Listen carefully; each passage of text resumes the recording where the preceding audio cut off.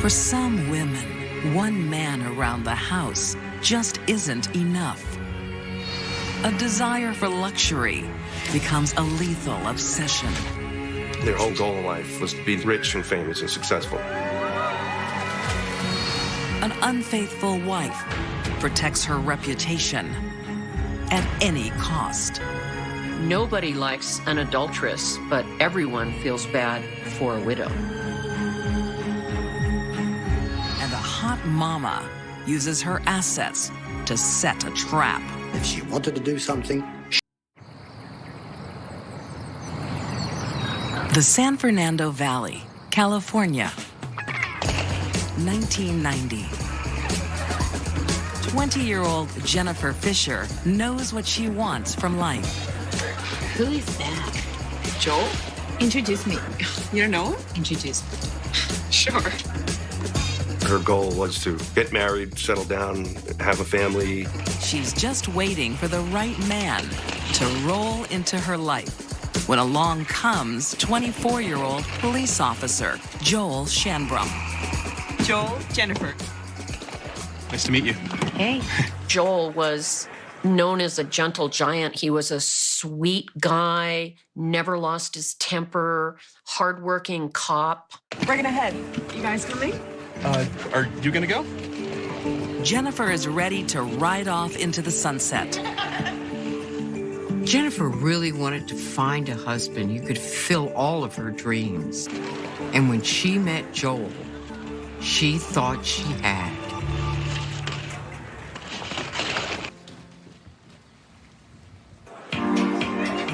Joel works hard to please his wife, but it's never quite enough.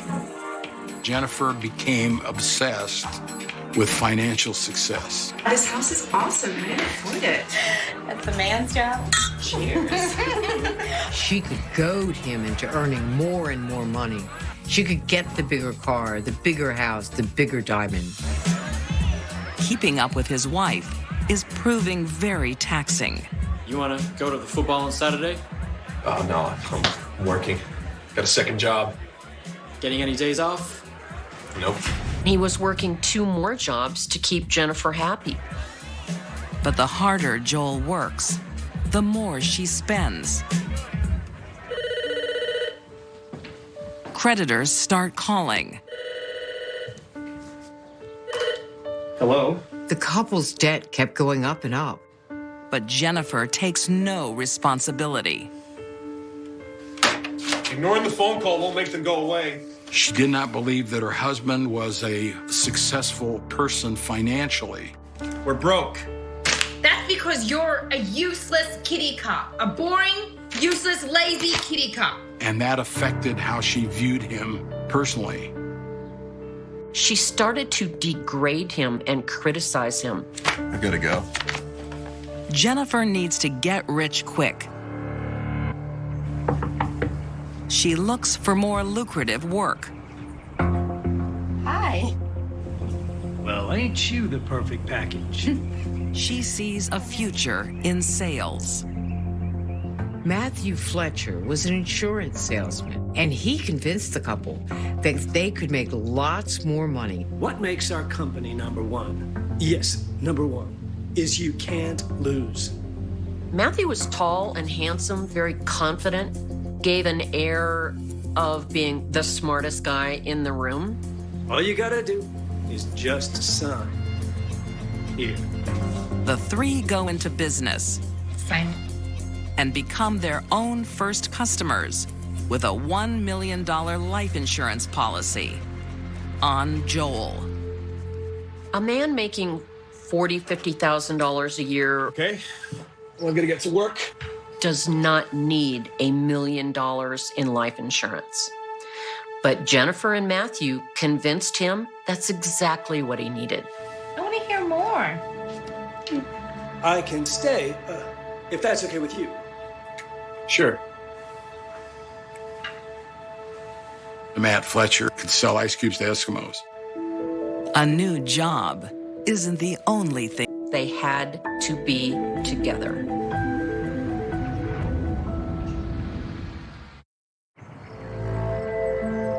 In 1997, in Northridge, California, 28-year-old Jennifer Shanbrum has finally found a man to suit her expensive tastes. 39-year-old insurance salesman Matthew Fletcher. The affair was almost simultaneous with their meeting. She fell in love, hook, line, and sinker.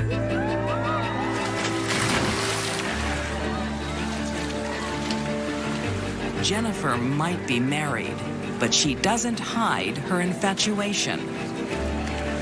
At parties or family get-togethers, Jennifer would be with Matt when Joel was actually right there, too, at that same party. She's sitting on his lap. They're playing in the pool. I don't think she really cared if Joel found out. As Jennifer improves her love life, her spending sends her family broke. Soon they have to sell their house to pay her debts and move in with her mother.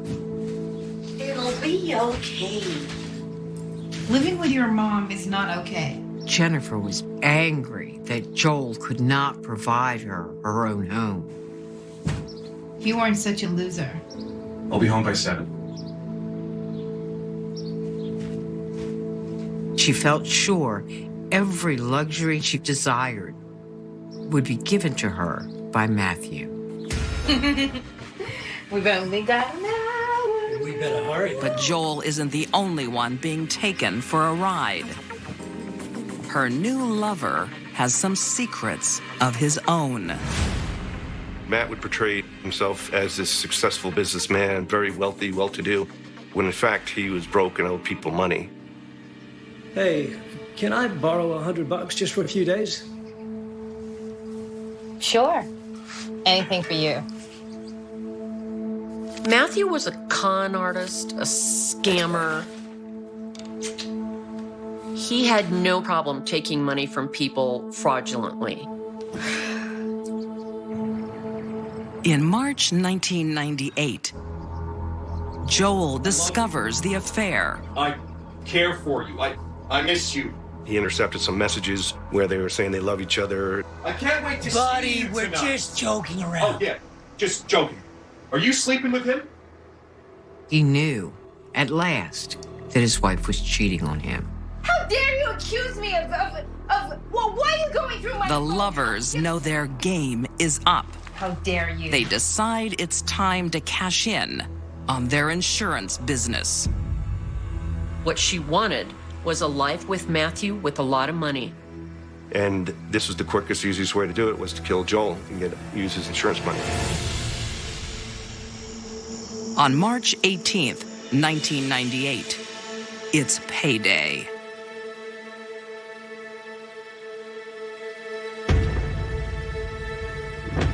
To be able to kill the man that she once loved, the father of her little boy, would take a special person. And the word is psychopath.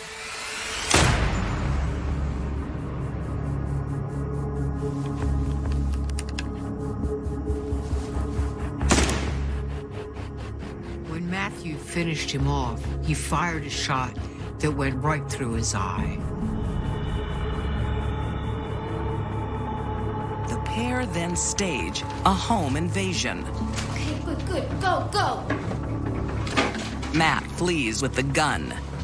Jennifer locks herself and her son in the bathroom. Okay, do you want to play with me? She knows her mom will be home soon. It was Jennifer's mother who arrived at the house and called 911. Man, it's the police. When the police arrive, How do I know it's the police? they find Jennifer distraught.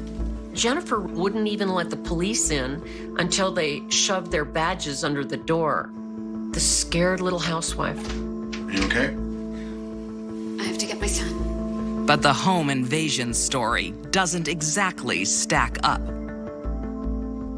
There was nothing stolen. The house was just kind of trashed. On the way to the bathroom, she passes a phone, doesn't call 911, but she manages to take a water bottle with her because she knows she's going to be in there for a while, I guess. Police have red flags, but no evidence. There was no trace evidence or DNA. They couldn't find the weapon, and there were no witnesses. Jennifer and Matt get away with murder. Immediately, Matt Fletcher and Jennifer are together. They're laughing, they're joking, they're having like a good old time. She's the merriest of widows. And within months, she's rich from Joel's life insurance policy. They just went out, spent as much as they could everywhere. Within 4 months, they're engaged to be married. But there'll be one obstacle to this fairy tale ending. Police are monitoring their every move.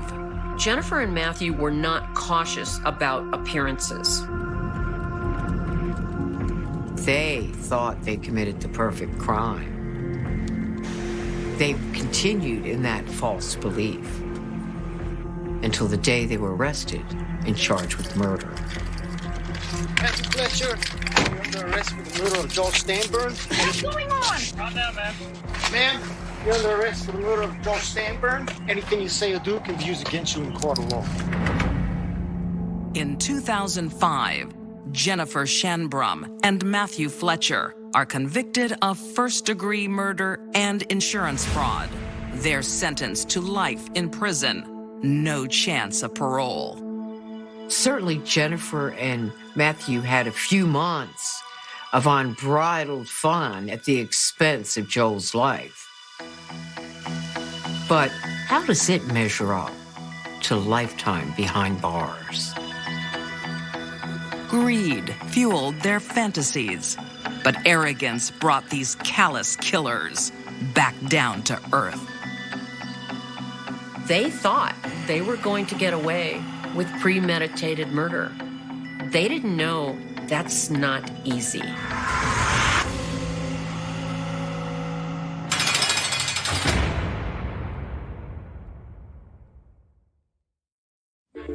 Consumed by desire, The one thing she didn't have, she couldn't have.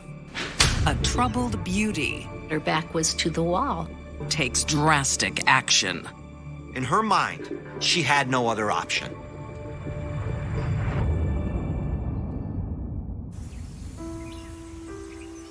Massachusetts, 1766. Timothy, I urge you to reconsider this. 19-year-old Bathsheba Ruggles knows only a world of privilege. Bathsheba had everything a young woman could want. She had a great education. She was well-bred. She was very beautiful. I will never sign this petition. But her life is about to be turned upside down. My loyalty is with the king. You will have no friends in Massachusetts. Her father is a British loyalist. They had money and connections to the king. You have been warned, Timothy. But with the War of Independence looming, being a friend of the British is dangerous. Your father is a stubborn man. Her father got into trouble with the Patriots. Her father is being forced out of the state. What's happening? But his family can stay. No. This is our home. It's no longer mine. He wants to ensure Bathsheba's future by playing matchmaker. Father, really? Bathsheba's father chose a young man for her who was also very well-bred and educated. 24-year-old Joshua Spooner is hardly the man of Bathsheba's dreams. I'd like you to meet my daughter. But he is a good catch. He was also from a wealthy family. They owned a lot of land, and they had a lot of status in town. 10 years later, Bathsheba is a loving mother of two. Why are my children outside in their bedclothes? Get inside, children. But not a happy wife. Relations between them had turned bad almost from the beginning. And as time went on, grew worse and worse. Got something to say? You know, Joshua turns out not to be a nice guy. You've had enough. He's an alcoholic. How dare you? It's time to accept your place. And he's an abuser. Next time won't be my hand. But Bathsheba has no family to turn to. And the law is not on her side. Women were not allowed to seek a divorce, no matter how bad things were. Only a husband could do that. Ezra, who needs a nurse, and she was happy to fill that need. Bathsheba nursed him back to health.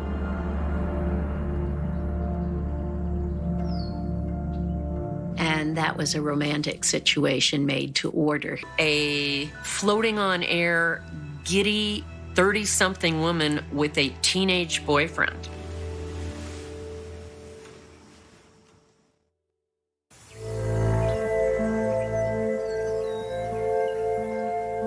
There are signs after you're pregnant about a month.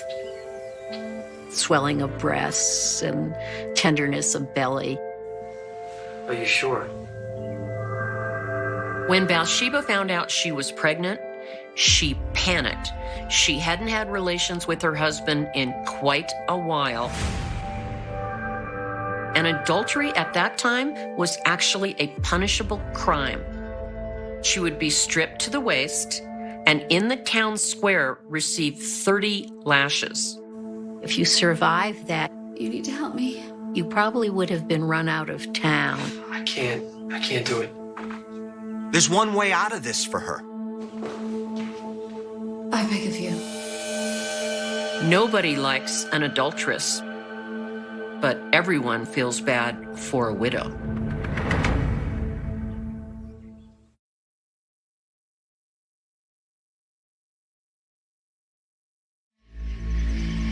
Massachusetts, 1778.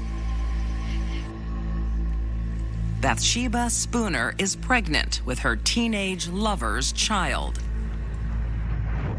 She fears for her life if her husband finds out. The master's. Put yourself in her shoes. Divorce is not an option. She could run away, but she'd be caught. But there's one other way she can get out of it. Ezra, good to see you're feeling better. And that's to get rid of him.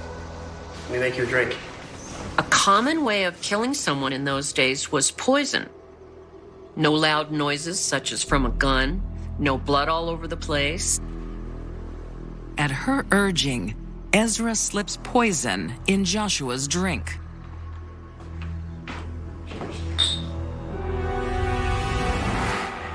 He gives it a shot, but it doesn't work out. Because the husband tastes something that's funny. If I didn't know better, I would think somebody's trying to poison me. Don't be silly. It's probably spoiled. I'll get us another. Bathsheba is growing more desperate. So Bathsheba has a ticking clock in her stomach. Once again, it's the military to the rescue. When her husband's away, she recruits the enemy, British soldiers. Will you be warm enough in the barn? Oh, yes, ma'am. Anything is better than the battlefield. Bathsheba's whole intent in putting them up and feeding them There is something you can help me with. is to convince them to murder her husband. He's a brute of a man. I mean, men were desperate at that time, and these two men would have killed to eat. He's a friend.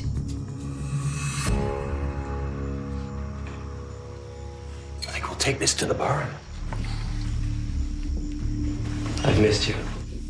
She has her lover by her side and her killers lined up. But there is no time to waste.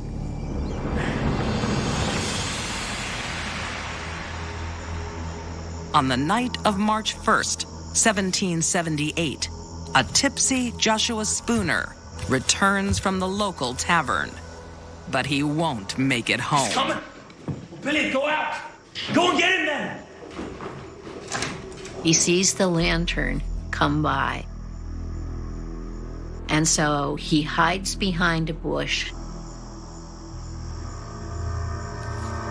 He tackles him.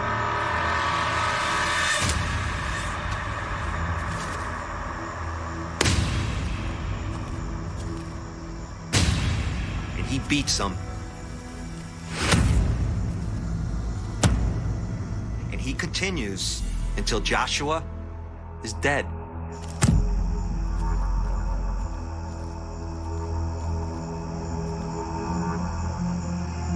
Get rid of the body.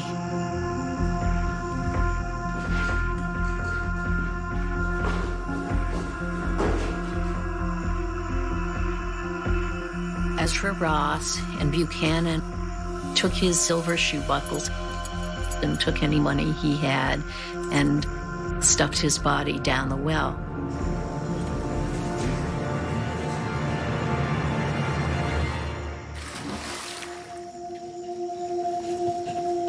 Her hitmen possess the strength of soldiers, but have none of the discipline. And they're showing off Joshua's belongings that they just pillaged from a dead man. The townspeople recognized it. Not too bright. To get away with murder. Never tell anyone. Well, that's not what happened here. These are the gentlemen, Sheriff. The local authorities are called, and the soldiers and her lover quickly confess. How did you get it? He stole it off his dead body. Excuse me? But point the finger of blame squarely at Bathsheba. His wife paid us to kill him, eh? Bathsheba's brought in for questioning, but the three soldiers have already confessed and already thrown her under a wagon. It was me. I want to be with Ezra. And she breaks down and cries and said, "It's all my doing." Bathsheba's three accomplices are all found guilty of murder. And they were all sentenced to hang. In 1778, Bathsheba Spooner is also found guilty, and she too is sentenced to death.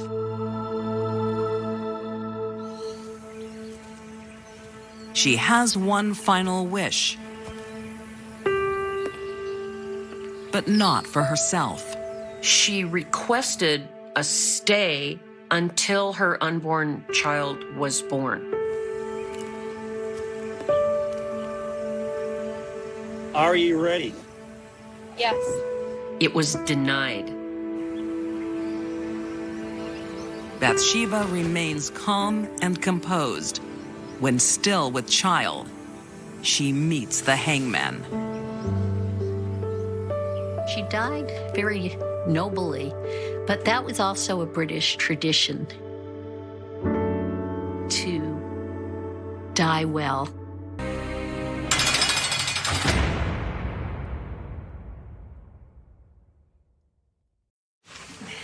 Some women just aren't made for marriage. She was the wife from hell.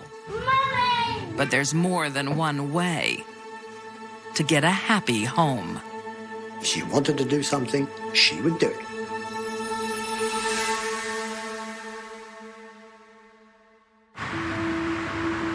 London, England, 2007. Ready? Graham Boyne is a devout father to his two children. He was very, very fond of the children. He loved them dearly. but his wife, not so much. Maria, 12 years his junior, prefers living like a single woman. Excuse me? Glass of white and a beer. Maria was more distant. She was very much her own person, and if she wanted to do something, she would do it. Can you give me a bowl? Graham was a dedicated and loving father. Maria seemed to find her kids a bit of a burden. Often she'd disappear for hours on end and no one would know where she was. So I'm off to Spain. I've always wanted to see Spain. You should come with me. Certainly had a magnetic attraction to men. One couldn't deny her that. She can't. She's busy. And she knew it, and she took full advantage of it. I'd love to. Maria spends more and more time away from Graham and the children. Where's my birthday girl? There she She often wasn't there for her kids. She even missed their birthdays. Look what I have for you, a present. His parents often pick up the slack. Maria's a no-show. Well, again. Eventually, these disappearances turned into day-long ones, then week-long ones. Who wants a drink? Oh, yeah. Me too. And lollies. I don't know why Marie even had children because she showed no interest in them. And they lived happily ever after. Graham knows about Maria's affairs, but he can't control her. One more time, Daddy, please. He concentrates on caring for their children. Just one more, and then it's bed, right? He still wanted to try to keep that marriage together. Go on. It's enough this time. He really loved Maria, and he seemed prepared to do anything for her. Once upon a time, in a land far, far away. Maria plays around with numerous men, then comes home like nothing's happened. Mummy! Please. Why? He didn't assert himself. He didn't put his foot down. She humiliated him, and every time she did, he felt more and more dependent on her. He'd immediately forgive her, seemed to give her the fuel to go and do it all over again. Maria amuses herself having casual affairs until she meets 24-year-old Gary McGinley. Hello, pretty lady. Can I get you another drink? No. Gary was easily manipulated by her. I'd rather go home. And this is exactly the kind of guy she was looking for.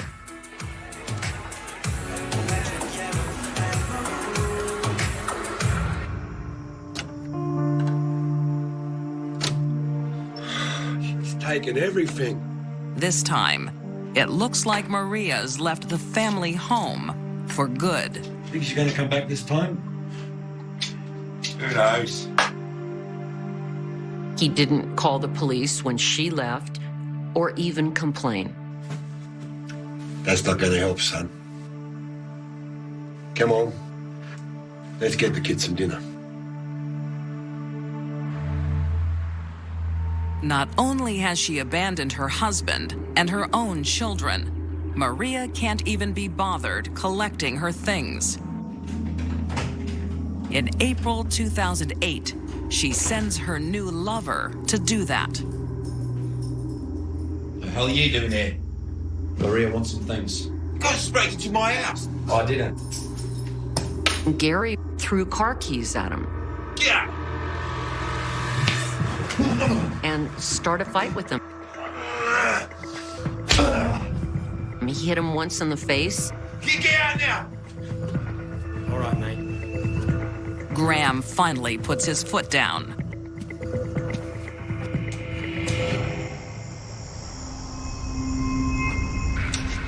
Does it hurt? Not really. Maria has more than sympathy for Gary. She has exciting.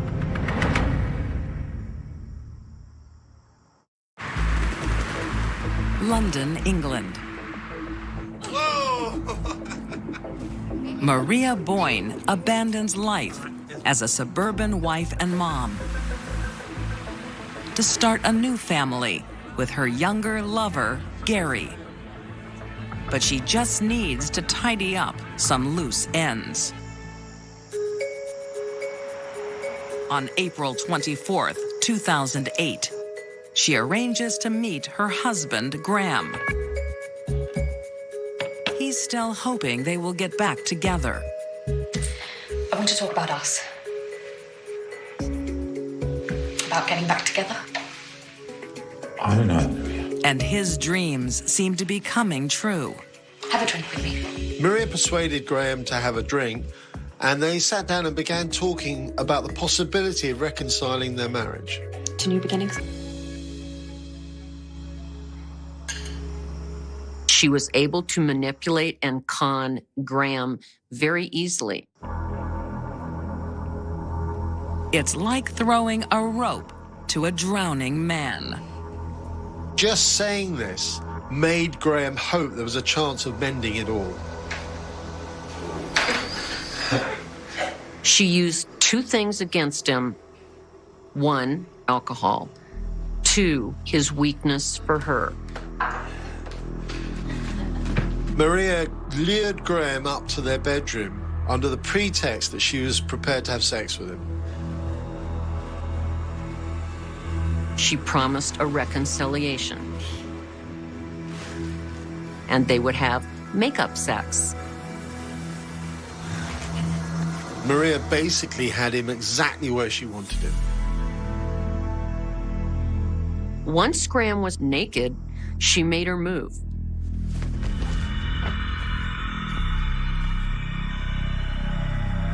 She wanted to be rid of him. When I use the phrase rid of him,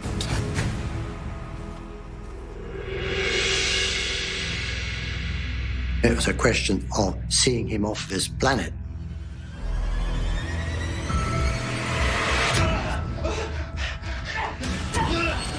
It was a frantic attack.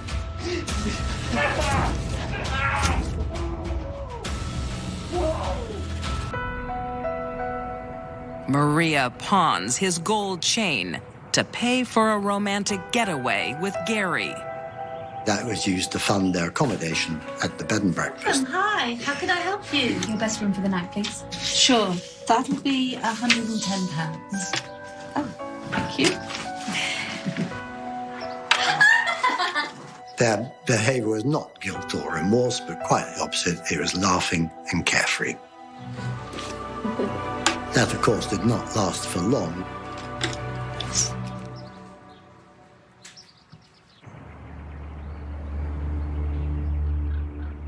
The next morning, Graham's body is found by his father. Graham. Maria knew full well that Graham's father would be visiting the house. Graham. You can imagine the shock when he found his son with those numerous knife wounds, naked in the matrimonial bed. Police soon discover Maria is seen leaving the house on the night of the murder. At first, she comes up with a crazy story about an intruder. Maria claimed that 1 o'clock in the morning there was a knock on the door. An unknown man presented himself. He was wielding a knife.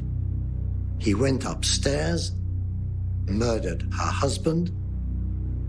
It became woefully clear, painfully clear, that it was not going to stand up in court or indeed anywhere else. So she changes her story and blames her boyfriend. But no one buys that either. Maria got caught because she wasn't very bright. In fact, she was downright stupid. In 2009, Maria Boyne is convicted of murder. She's sentenced to 36 years behind bars and is eligible for parole in 2033. From first to last, she showed not one jot of remorse. Not one. Where's my birthday girl? There she is. Graham wasn't the only person Maria killed. During the trial, Graham's father, Michael, suffers a fatal heart attack. That would be victim number 2. Maria could never accept her responsibility as a mother. She not only abandons her children, she steals the life of their father. Their father was dead and their mother had gone to jail for 24 years. She effectively orphaned the 2 children. Maria was devious, she was cunning, she was dishonest, and she murdered for gain. She was the wife from hell.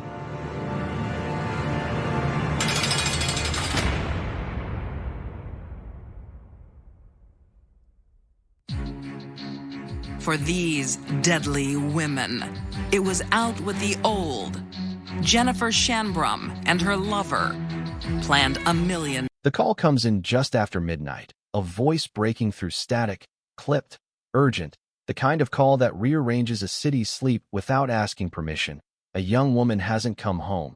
Her car found idling near the river, door open, keys still in the ignition, the clock frozen at 12:17 a.m., and Chicago, already restless, leans in without knowing why, streetlights buzzing like witnesses who won't talk, snow beginning to fall in thin needles that erase footprints as quickly as they're made, and somewhere between the river's black water and the elevated tracks, a life slips into a space with no name. The neighborhood is a grid of brick and neon, late-night diners closing, taxis thinning out, the city breathing in its off hours, and on the curb sits the car, warm hood, radio still whispering, a purse on the passenger seat, no blood, no struggle, just absence, the loudest evidence of all. And officers exchange looks that say this is wrong in a way paperwork can't fix. They canvass the blocks, knock on doors where televisions glow blue and people swear they heard nothing, saw nothing, felt only the usual Chicago night. And by morning the headlines are already forming. A missing woman, a mysterious van reported by a single caller who can't remember the color, the direction, the plates, just the feeling that something moved too fast to catch. Her name spreads through the city like a draft through a cracked window. Friends gather in a living room that smells like coffee and fear. Parents grip phones until knuckles pale. And the community does what it always does at first, believes in endings that come quickly. Believes in the found alive scenario, the wrong turn, the dead phone, the misunderstanding, and detectives lean into the hope because it keeps people talking. They reconstruct her last hours, the bar receipt time-stamped 11:42 p.m., a laugh caught on a security camera, a wave to someone off-frame, a walk toward the car, heels clicking, confidence unremarkable, the most dangerous kind, and then the film breaks, the angle blocked by a delivery truck. The city swallowing its own. They pull phone records, a final ping near the river, then nothing, no calls, no texts, a clean cut like scissors through a ribbon, and the working theory shifts, quietly, like furniture moved at night. Days turn into weeks, posters multiply on lampposts, rain curls their edges, and tips flood in, a sighting near the L, a scream near a viaduct, a man with a limp who asked for directions, each one a thread that snaps when pulled. And the press begins to use a phrase that carries weight like a verdict, cold case, though the file is still warm in their hands. Detectives chase vehicles, check junkyards, dredge the river with sonar and prayers, find bicycles, shopping carts, a safe full of nothing, and the water gives back only what it wants. The family sits through briefings that sound like weather reports, possible fronts moving in, no precipitation expected, and the city moves on in that brutal way cities do, because movement is how they survive. A year passes, then 2, then 5, the posters fade to ghosts, the bar closes, reopens under a different name, and the case settles into a drawer with a red tab, unsolved, and the officers who worked it carry it like a pebble in the shoe, small, persistent, irritating on long walks. Every so often, a tip resurfaces, a jailhouse whisper, a psychic letter written in purple ink, and each time the file is pulled, dust shaken off, Hope allowed to sit at the table for a minute before being asked to leave. The narrative hardens: abduction, unknown suspect, unknown motive, and the city absorbs it into its mythology, another story told to warn, another gap in the map where light refuses to go. Then, years later, on a different night, in a different neighborhood, a patrol car's lights bloom red and blue in a rearview mirror, routine traffic stop, expired registration, the kind that barely earns a footnote, and the driver's hands shake just enough to be noticed. Sweat beads despite the cold, and when the officer asks him to step out, the trunk smells wrong, a metallic whisper under oil and rubber. It's nothing at first, a toolbox, a tarp, but the serial number on a phone in the glove compartment pings an old database like a bell struck underwater, faint but unmistakable, and the officer's posture changes, the way a man stands when he realizes the ground has shifted. At the station, under fluorescent lights that make everyone look guilty, the man talks too much, then not at all. Timelines tangle, alibis fray, and a detective, older now, hair gone gray at the temples, recognizes the cadence of a lie he's been listening for across decades. They run the prints, they run the phone, they run the name through a system that has learned to remember what humans forget, and something aligns, not cleanly, but enough to open a door. The river gives up a location at last, a place where currents slow, where debris collects, and divers go down with a map drawn by patience and luck. What they find is partial, degraded by time, but it speaks in the only language left: bone and fabric, a ring still on a finger, a clasp that matches a description memorized years ago. The announcement comes with careful words: remains recovered, identification pending, and the city exhales a breath it didn't know it was holding, relief braided with grief, and the headline writes itself: cold case closed, routine traffic stop changes everything. And the cameras catch the family as they stand together, older, smaller, eyes ringed with the knowledge that closure is a word invented by people who need to sleep.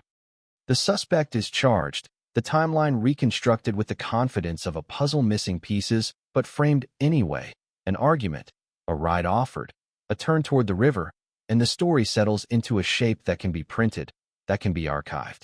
In court, the evidence is enough, just enough, a chain of inference, a witness who remembers a van after all, a fiber that matches, a phone that traveled where it shouldn't have, and the jury listens the way juries do, measuring doubt with the weight of years, and when the verdict comes down, guilty, the room reacts on cue, gasps, tears, the click of cameras, and the city nods, satisfied, because endings are a civic necessity. The file is stamped, the red tab replaced with green, closed, and the detective returns the pebble to the river, or thinks he does. But stories don't end where stamps land, and in the quiet after the lights, questions keep moving: why the phone was kept, why the route that night deviated, why a witness waited so long, why the river held its tongue until a database spoke. And the man convicted maintains a silence that feels practiced, too neat, like a knot tied by someone who knows ropes. The community feels the shift, subtle, a vibration under the pavement, and online forums light up with timelines and maps, armchair detectives circling the same drain, noticing the same gaps, the same assumptions papered over by relief.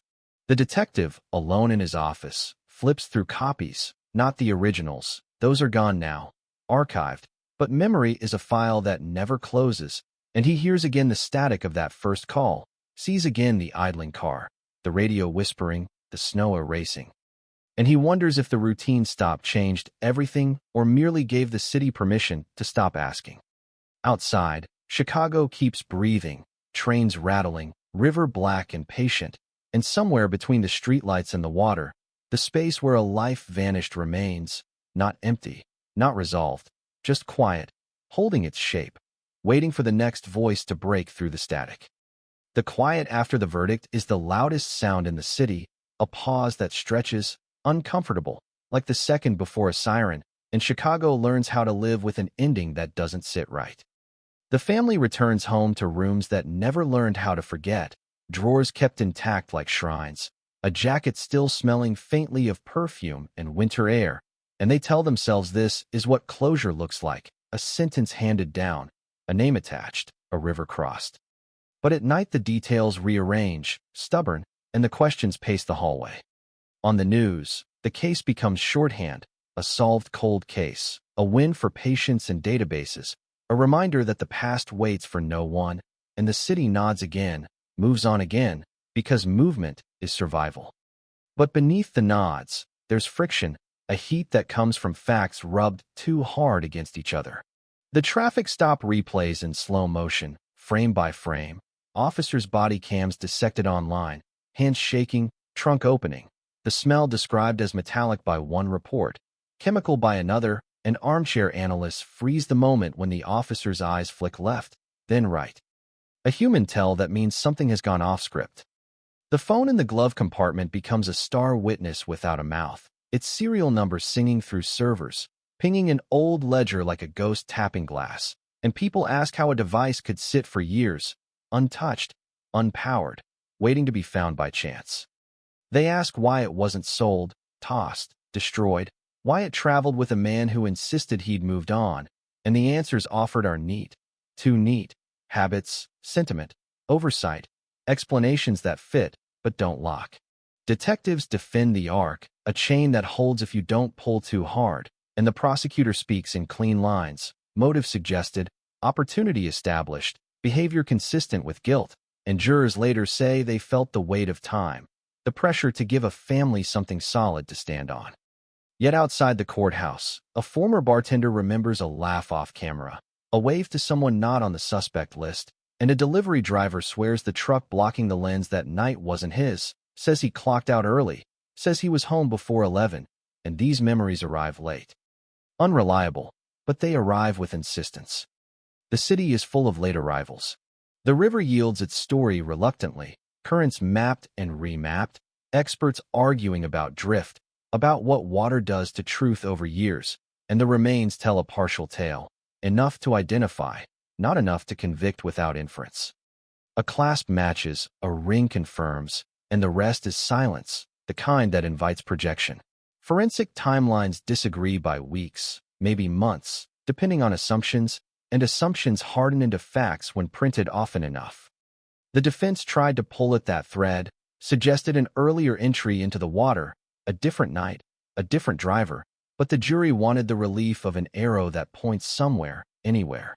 In the neighborhoods closest to the river, the story morphs, told differently at bars and bus stops. Some say the stop was fate, others say it was luck masquerading as justice, and a few whisper that it was convenient, a cap placed on a boiling pot.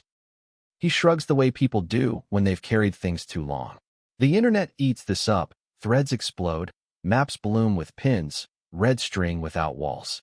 The convicted man sits in a cell and learns the grammar of time, days measured by count, nights by echo, and when he speaks, which is rarely, it's to deny specifics, to accept punishment without confession, a posture that confounds those who want catharsis.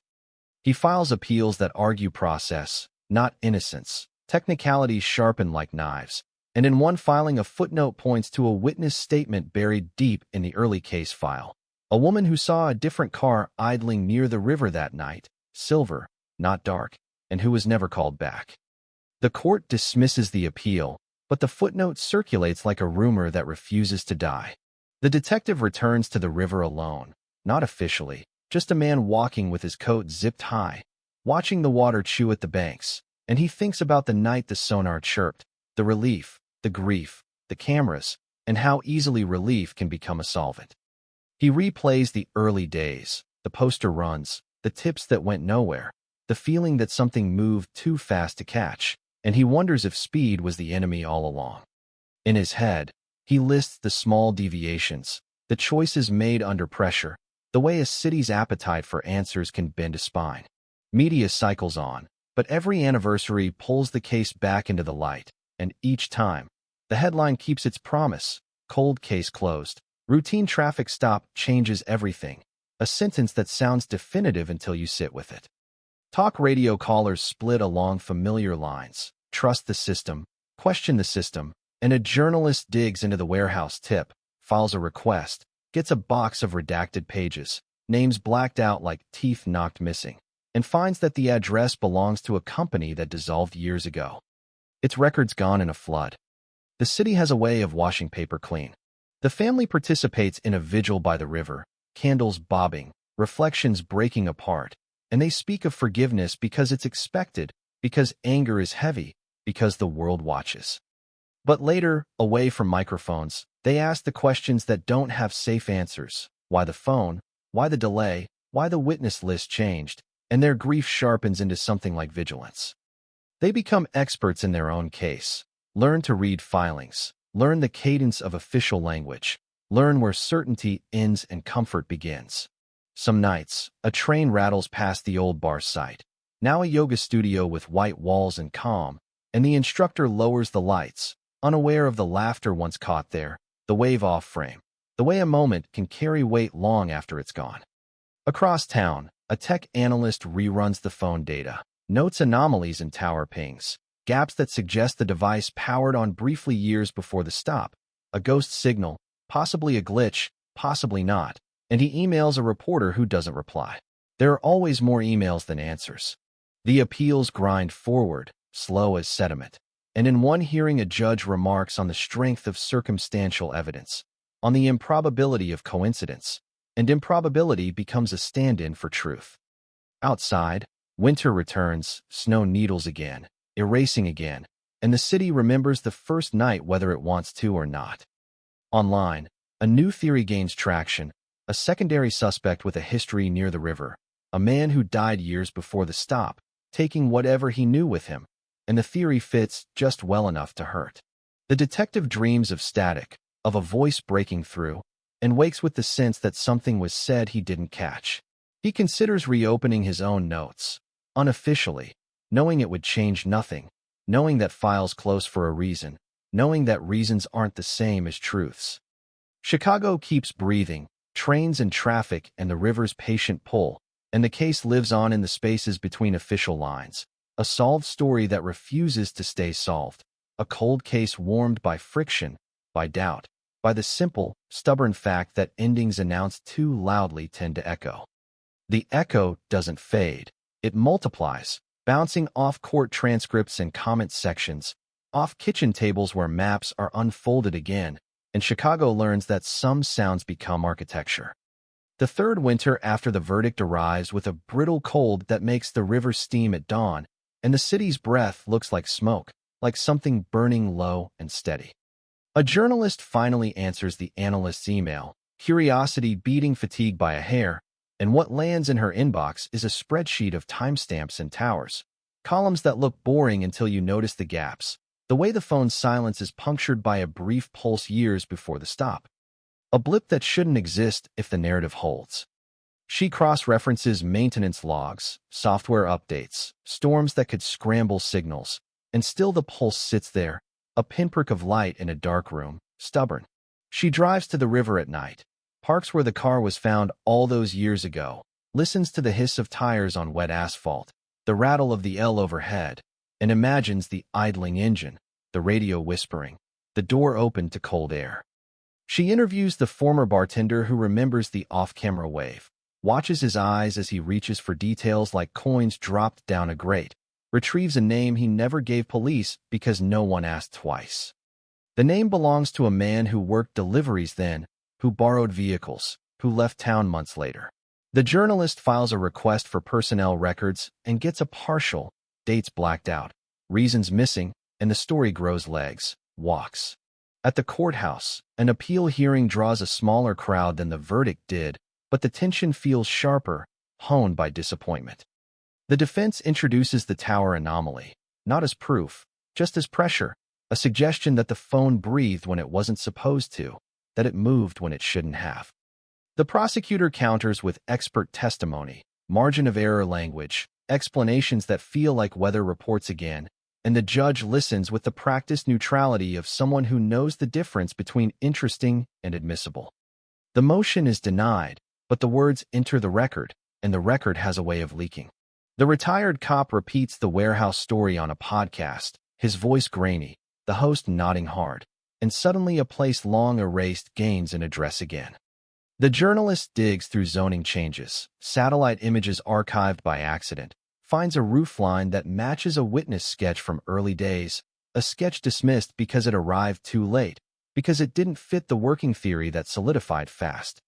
She finds a former security guard who worked nights, who remembers a van parked wrong, remembers a woman's voice raised, remembers choosing not to call it in because Chicago taught him to mind his business. Memory is a muscle. It grows with use. The family hears about the podcast from a neighbor, listens in silence, and the mother's hands shake the way they did when the first call came, the way they haven't stopped shaking since. They reach out to the journalist, cautiously, because hope has burned them before, because reopening wounds feels like betrayal to the dead and the living.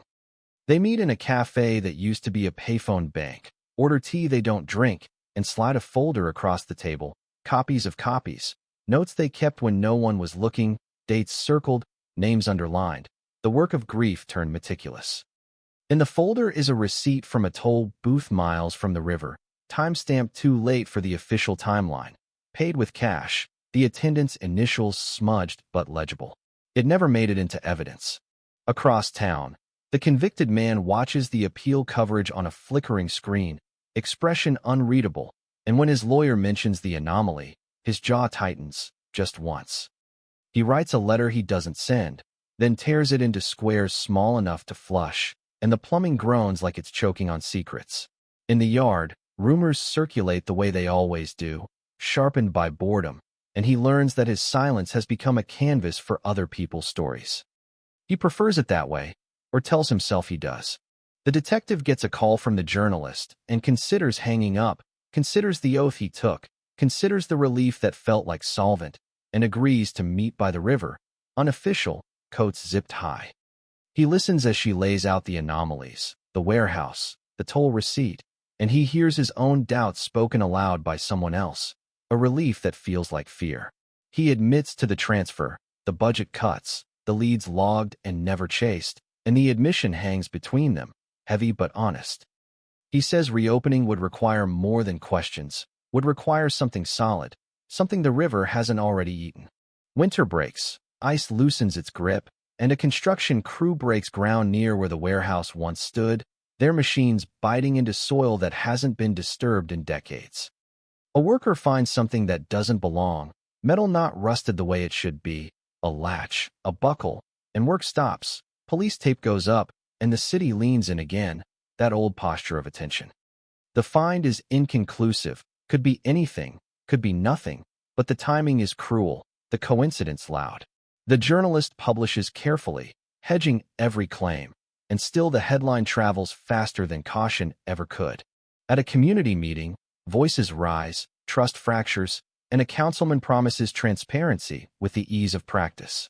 The prosecutor's office issues a statement defending the conviction, warning against misinformation, and the word misinformation becomes a cudgel swung at doubt itself. Experts argue on panels, charts appear, probabilities stacked, and the public learns to say words like triangulation and drift with confidence that outpaces understanding. Meanwhile, the river keeps doing what it does, pulling, rearranging. The family stands at the edge of the taped-off site, not allowed closer, and the mother presses her palm to the cold air, as if to glass, as if to memory.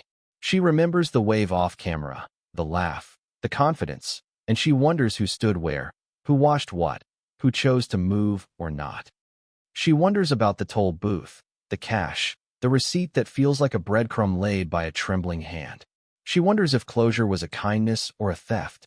The judge denies a new hearing, again, citing lack of material change, and the language lands with finality that feels brittle. Outside, the journalist is asked if she believes the man is innocent, and she answers with a sentence that pleases no one. Belief is the wrong instrument. Questions are better. The detective retires officially, hands in his badge, and keeps his notebook, the margins crowded with things that didn't fit. He takes long walks, listens to trains, dreams of static, wakes with names on his tongue. The construction site yields no miracle, just debris and disappointment, and the tape comes down. The podcast fades to the back of the feed, replaced by fresher outrage, and the city exhales again, a breath practiced now. But the anomalies remain in spreadsheets, in folders, in the quiet work of people who don't need permission to remember. The toll receipt sits in plastic, the ink fading, the time stubborn. The phone's ghost pulse persists in archives, a data point that refuses to behave. On the anniversary, candles line the river again, reflections breaking, and the journalist stands back, notebook closed, because some scenes resist capture. The family speaks, not of forgiveness this time, but of vigilance, of loving without certainty, of living with endings that echo. Across the water, a train horn sounds, long and low, and the city listens without knowing why, the sound threading past streetlights and under bridges, carrying with it the sense that a story can be stamped and shelved and still breathe, still move, still wait, patient as a river. For someone to hear the part it hasn't finished saying. Spring doesn't bring relief so much as exposure. The city seems showing where winter held them tight, and Chicago steps around the case the way it steps around potholes, careful but aware. The journalist's story settles into the long tail of public memory, not trending, not gone, just there, a low hum beneath louder news, and she feels the shift from urgency to endurance. Editors want angles that resolve. She gives them questions that don't, and learns which ones will run and which will be quietly held. She keeps working anyway, following paper trails that lead to basements and back rooms, to clerks who remember faces better than names, to databases that cough up fragments when asked the right way. The toll booth receipt becomes a talisman, photographed, scanned, enhanced until the smudge resolves into a set of initials tied to a man now in assisted living, his days arranged by medication times and visits that arrive too rarely. He remembers the night because it was busy, because cash payments stuck out even then, because a woman's eyes met his through glass and held longer than normal, fear or urgency, he can't be sure which, and because the car wasn't the one later described on television.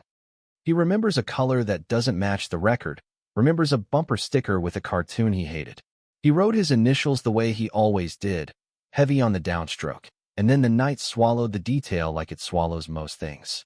The journalist records him with permission, his voice thin but certain, and she feels the weight of what memory can and can't do, how it sharpens and blurs at the same time. She cross-checks his shift logs, finds them incomplete, a page missing where it shouldn't be, and a supervisor long retired shrugs when asked, says papers go missing, says storms happen, says why dig? Why dig is the only question that seems to matter anymore. Across town, the prosecutor's office convenes a meeting that doesn't make the calendar, legal strategy discussed in a room with bad coffee and worse light. They talk about risk, about precedent, about the danger of opening doors that don't close, and they remind themselves that the conviction held, that the jury spoke, that certainty is a public good.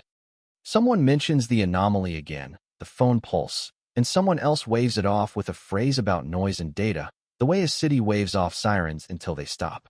The convicted man files another motion pro se, handwriting uneven, arguments scattered, but tucked between complaints about counsel and conditions is a paragraph that surprises his lawyer when it lands on her desk.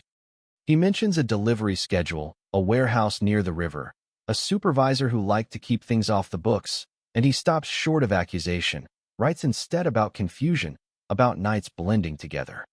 It's not a confession, not a denial, it's a fog, and fog is dangerous because it can be read any way you want. The court stamps it received and does nothing else. The retired detective hears about the motion through a former colleague and feels a familiar pull, a magnetism toward unfinished work that retirement was supposed to cure. He resists, then doesn't, pulls out the notebook he swore he'd stop opening, traces names with his finger, and notices a pattern he didn't see before, deliveries clustered on certain nights, routes that bent toward the river then away. He tells himself it's pareidolia, the mind seeing shapes in clouds, and keeps tracing anyway. In the neighborhoods along the old delivery routes, the journalist knocks on doors where people remember trucks as part of the scenery, noise and exhaust, nothing to note. And then one woman pauses, hand on the doorframe, and says there was a night a truck idled too long, headlights off, engine ticking, and she remembers because her dog wouldn't stop barking. She didn't call it in because no one ever called it in, because calling it in felt like an accusation against the night itself. The journalist writes it down and feels the story shift again, not toward resolution, but toward density, details accumulating like sediment. Summer arrives with heat that presses down, tempers shortening, and a community meeting grows heated when someone suggests an independent review.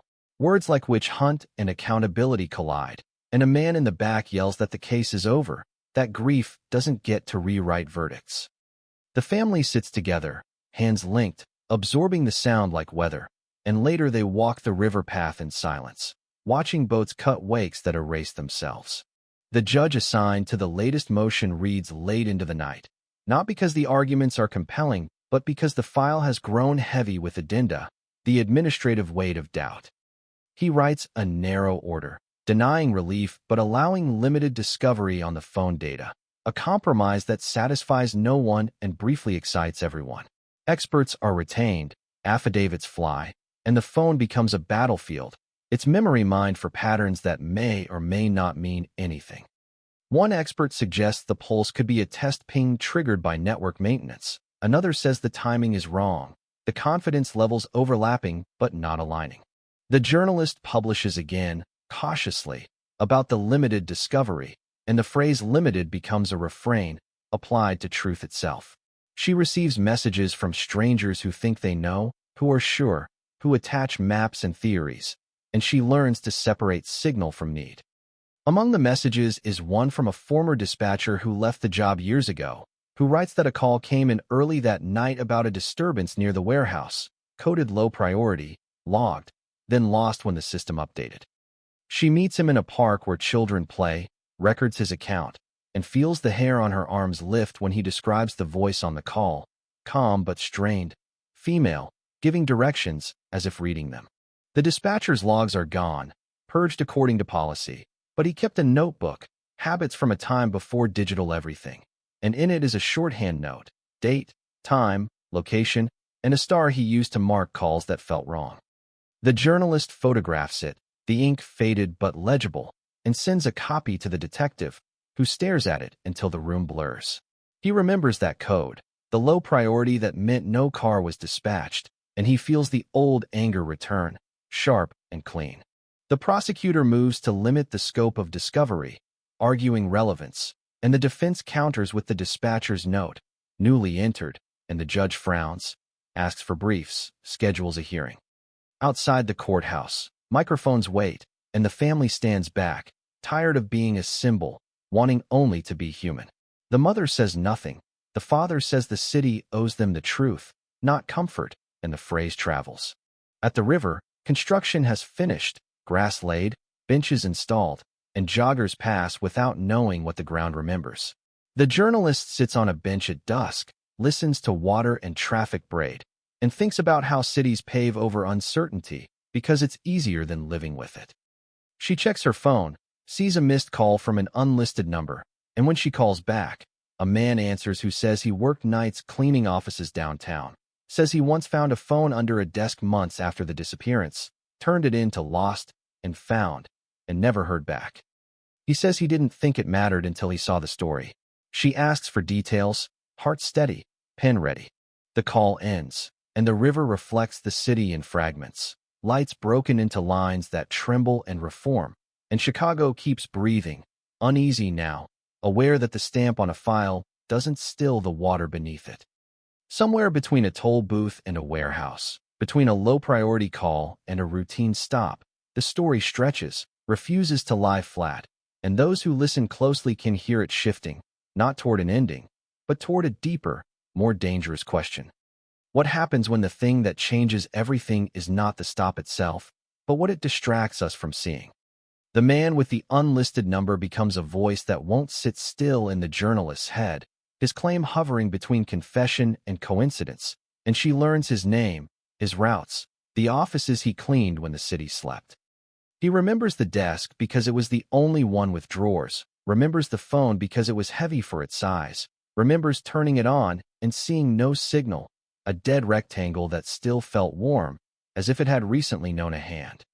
He says he left it with security, signed a log, went back to work, and forgot until the headlines taught him how memory can be trained by regret. She asks for the building, the floor, the month, and he gives them with the care of someone afraid of being wrong. The building sits downtown, glass and steel, a place that hosted offices for delivery companies once, companies that folded and rebranded as often as the seasons. Security logs are thin, kept according to policy that assumes honesty, and the logbook for that month is missing, replaced by a typed summary with no signatures. The journalist photographs the gap, not because absence proves anything, but because absence is a language the case has been speaking from the start. She shares the lead with the defense, who files it under potential relevance, and with the prosecutor, who replies with a sentence about credibility and delay. Delay has become the case's currency, traded freely, devalued by overuse. The judge sets a hearing, narrow again, focused on whether the phone could have been elsewhere months after the disappearance, whether chain of custody matters when custody is an idea more than a chain. Experts argue about battery decay, about how long warmth lingers, about how humans misremember sensation, and the courtroom fills with diagrams that look like art until you read the labels. The convicted man watches from a screen, his face flattened by pixels, and when the cleaner's account is summarized, he leans forward, not much, just enough to notice. Outside, the city hums through summer, festivals and fireworks reclaiming the riverbanks, and people dance near water that once refused to give anything back. The family avoids the noise, stays home with fans whirring, watches coverage on mute, captions scrolling like verdicts without voices. They've learned to read mouths, to catch the tell when a phrase softens an edge, when certainty is dressed up as compassion. They keep their folder close, add the dispatcher's note, the toll receipt, the cleaner's account, a growing archive that feels both powerful and fragile.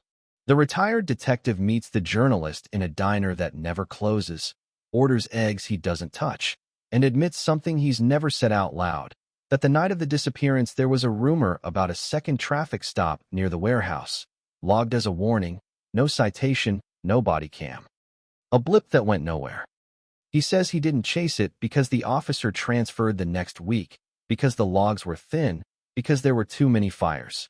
He says this quietly, because regret doesn't like witnesses. She writes it down and asks for a name, and he hesitates, then gives it, a man now working private security, off the grid of public records. The journalist finds the man in a parking garage, reflective vest, radio crackling, and he denies everything until she mentions the date, the rain, the dog barking, and his eyes shift. He says he stopped a van because the lights were off, says he told the driver to move along, says there was a woman in the passenger seat who didn't look up, and then he stops, says maybe he's confusing it with another night, says the city taught him to forget. She asks why it wasn't logged, and he says the system was down, says the supervisor told him to write it later, says later never came. He asks her to leave. The hearing ends without fireworks, the judge reserving decision, the phrase heavy with possibility. The prosecutor files a motion to exclude the cleaner's account as hearsay, and the defense counters with affidavits. And the dance continues, steps familiar now, each side careful not to trip over the word truth. In the meantime, a new map circulates online, crowdsourced, messy, but it places the building, the warehouse, the toll booth, and the river into a sequence that makes a kind of sense. Sense is not proof, but it's persuasive, and persuasion spreads faster than facts. The convicted man's lawyer receives a letter slipped under her office door, no return address, typed, and signed, claiming knowledge of a transfer of property from the warehouse to a storage unit weeks after the disappearance. The letter includes a unit number, a date, and a payment method, cash. She brings it to the court, who brings it to the prosecutor, who shrugs and says anonymous letters are the city's favorite hobby. Still, a subpoena is issued quietly, because quiet is cheaper than loud. The storage facility has changed hands twice, records digitized imperfectly, but a clerk finds a box labeled with a code used by the delivery company, opens it to reveal tarps, rope, and a set of gloves hardened with age. Tests are ordered, results delayed, expectations managed. The media circles, cautious now, burned by the cost of certainty. The journalist waits, pinned still, learning the patience that cases teach whether you want the lesson or not. When the lab report arrives, it's inconclusive, degraded material, environmental exposure, not enough to exclude, not enough to include. The phrase becomes a refrain again, not enough. The defense argues cumulative doubt. The prosecutor argues cumulative coincidence. And the judge listens with the weary attention of someone asked to weigh fog. He issues a ruling that expands discovery further, a crack in the door that feels like a gust, and the city feels it too, a shift in pressure. The family returns to the river at night, not for a vigil this time, just to stand where the water moves fastest, and the mother speaks to it without words. She thinks about the phone under a desk, the low-priority call, the van with lights off, the second stop that wasn't, and she wonders how many times a life can be misplaced before it's lost. The father watches a barge pass, its wake breaking the reflections, and says quietly that closure was a lie they told themselves to survive. The journalist publishes a long piece, careful, layered, and it lands with a thud rather than a bang, readers absorbing instead of reacting. She avoids the word innocence, avoids the word guilt, writes instead about systems and nights and choices that accumulate. She writes about the danger of relief, about how a routine stop can become a story that covers everything else, and she feels the risk as she hits publish, the risk of being wrong in public, the risk of being right too late. The prosecutor holds a press conference to reaffirm confidence, uses phrases like robust evidence and finality, and someone asks about the second stop, about the dispatcher's note, about the cleaner's phone. He says investigations evolve, says justice was served, and leaves without taking follow-ups. Trust doesn't shatter, it erodes, grain by grain. In a holding cell before a procedural hearing, the convicted man finally speaks more than he ever has, not to cameras, not to the court, but to his lawyer, says he didn't know about the desk, says the warehouse was busy that month, says people moved things without paperwork, says he was told to drive, not ask. He stops there, fear overtaking relief, and asks if it matters now. She doesn't answer, because answers have been the problem all along. The judge schedules another hearing, this one broader, and the calendar date circles itself in red across the city's quiet places. Winter threatens again, the river darkening earlier each evening, and Chicago breathes with the knowledge that the stamp on the file is smudged now, the word closed losing its edges. Somewhere between a cleaner's cart and a parking garage, between a low-priority call and a missing log, the story tightens, not toward an ending, but toward exposure, and the city listens, uneasy, as the water keeps moving, patient, insistent, reminding everyone that what changes everything is rarely the moment we notice, but the ones we were taught not to see. The broader hearing arrives without ceremony, a date circled too many times to feel special, and the courthouse hums with the low voltage of anticipation that doesn't quite dare to call itself hope. Snow flurries tease the air, not enough to settle, just enough to remind everyone how this story began, and reporters stamp their feet on stone steps worn smooth by generations of waiting. Inside, the judge takes the bench with a stack of papers thick enough to bow, and the case exhales its accumulated breath into the room. Arguments unfurl slowly, deliberately, as if speed itself might be grounds for mistrial. The defense lays out the chain not as a line but as a net, each not a choice, each gap a chance for truth to slip through, the low-priority call, the unlogged stop, the warehouse that flickers in and out of existence, the phone that refuses to behave, the desk drawer that swallowed it whole. The prosecutor counters with structure, reminding the court that stories can be woven from anything, that coincidence loves attention, that verdicts can't be unmade by vibes and late memories. The judge listens, pen tapping once, then still. Witnesses take turns in the narrow light, the dispatcher first, voice steady until it isn't, describing the call again, the tone, the directions given like a checklist, the star he drew because something fell off. He admits the system purge, the policy, the absence that now feels loud, and the prosecutor presses on delay, on why now, on why not sooner. He answers simply, because he didn't know it mattered until he did, because the city teaches you which noises to ignore, because guilt has a long half-life. The cleaner testifies next, hands folded, eyes on the judge, recounting the desk, the weight, the warmth, the log he signed that no longer exists. He is asked about dates, about confusion, about why he didn't follow up, and he says he trusted the process, a phrase that lands with a dull thud. On cross, the prosecutor suggests fabrication, suggests attention, suggests the mind's ability to backfill memory with narrative. The cleaner doesn't argue, just repeats what he knows and sits. Then the private security officer is called, reluctant, defensive, his earlier denial eroded by the accumulation of detail. He admits to stopping a van, admits the lights were off, admits he didn't log it, blames the system, the supervisor, the night. He insists he doesn't remember the woman's face, only the stillness, the way she didn't look up, and the room feels that detail like a pressure change. The prosecutor moves to strike, the defense objects, the judge allows it for what it's worth, and everyone understands that worth is a sliding scale. Outside the courtroom, the family waits, fingers laced, listening through updates that arrive like weather bulletins. The mother stares at the clock, not measuring minutes so much as decades, and thinks about how many times her daughter's name has been spoken in rooms she never entered. The father watches lawyers pass and imagines them as couriers carrying pieces of a thing too fragile to assemble. They don't speak. Speech feels like interference. The journalist sits in the back row, notebook balanced, writing less than usual, watching more, aware that this is one of those moments that will be edited later into something it never quite was. She notices the way the judge leans forward when the phone anomaly comes up, the faint crease at the bridge of his nose when experts disagree with confidence, and she understands that persuasion here is less about certainty than about discomfort, about making it impossible to rest. When the hearing adjourns for the day, no rulings issued, just promises of consideration. The city spills back onto the steps, voices overlapping, narratives forming already. A producer asks the journalist if she thinks this will change anything, and she answers with a sentence she's practiced. It already has. She walks away before the follow-up. That night, a storm rolls in heavier than forecast, snow thickening into a blanket that quiets the streets, and the river disappears beneath a skin of white.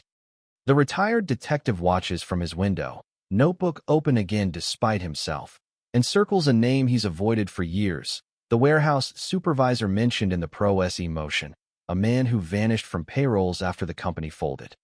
He runs the name through a private database, finds a trace in a neighboring state, a death certificate dated 2 winters ago, cause listed as exposure. The man died outside, unnoticed, and the detective feels the old anger sharpen, not at the dead, but at the way answers evaporate when no one's watching. The journalist gets a tip from an archivist at a telecom company, someone who saw the coverage and recognized the anomaly. The archivist explains, carefully, that maintenance pings do occur, but rarely align with that tower, that time, that sequence, unless a device was powered intermittently. It's not proof, the archivist insists, just context, but context is oxygen. They agree to meet off-record, and the journalist senses the story's center of gravity shifting again, subtly, like a fault line creeping. In the jail, the convicted man lies awake listening to snow against glass, and for the first time he imagines a future not defined by the cell's dimensions. It scares him more than the verdict ever did. He thinks about the warehouse, the nights that blurred, the instructions he followed without question, and he wonders which parts of his memory are his and which were assigned to him by fear. He considers speaking fully, then imagines the weight of being believed and recoils. Silence has been his shelter. Tearing it down feels like standing in a storm. The judge issues a written order days later, measured, precise, allowing a limited evidentiary hearing focused on the newly introduced witness testimony and the phone data, denying broader relief, but opening a narrow corridor that didn't exist before. The phrase narrow corridor repeats across coverage, and the city understands it intuitively, a chance to move sideways in a system designed to go straight. The prosecutor appeals the scope, the defense responds, and the case enters another chamber of its labyrinth. At the evidentiary hearing, experts return, sharpened, more cautious now, and the telecom archivist testifies anonymously, voice disguised, offering probabilities without promises. The defense introduces a reconstructed timeline that places the phone in the office building months after the disappearance, if the cleaner's account is credited, and the prosecutor attacks the if, the hinge on which the door swings. The judge asks questions that cut through jargon, and the room leans in. Outside, the public's patience thins, opinion hardening into camps, and talk radio frames it as either a dangerous unraveling or a long overdue reckoning. The city's institutions issue statements about trust and integrity, and the word integrity floats free of specifics. The journalist receives hate mail and gratitude in equal measure, learns the cost of asking questions that don't flatter certainty.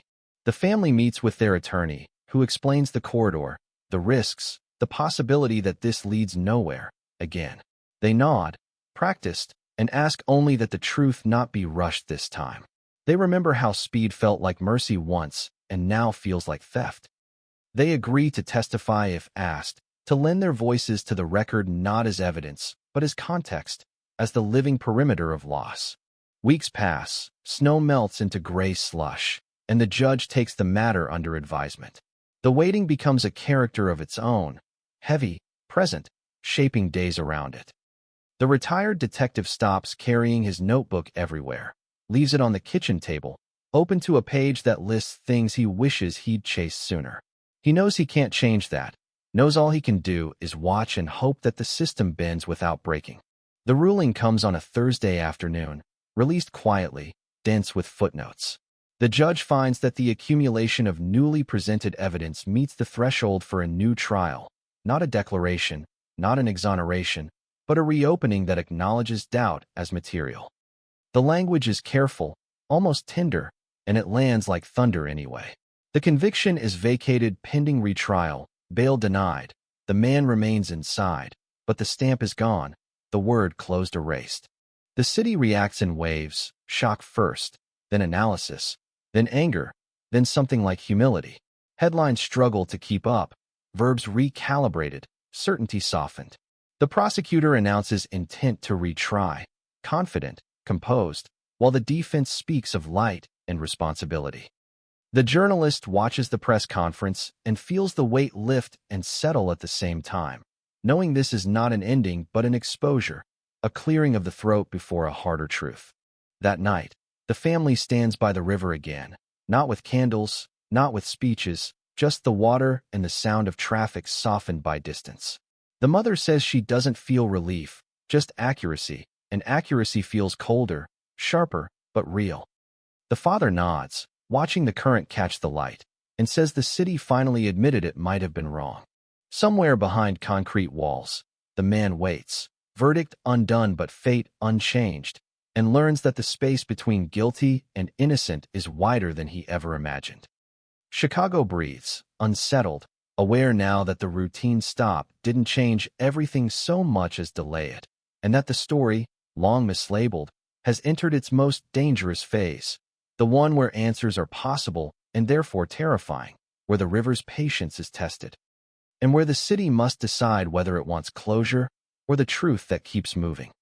The retrial reshapes the city's posture, shoulders squared now, braced for impact, and Chicago relearns how to wait without pretending it's done. Court dates appear on calendars like weather warnings, circled, erased, circled again, and the language shifts from solved to reopened to pending, each word carrying its own gravity. The prosecutor's team rebuilds, younger attorneys brought in with sharper elbows, while veterans hover like scaffolding, reminding everyone where the load-bearing walls are supposed to be.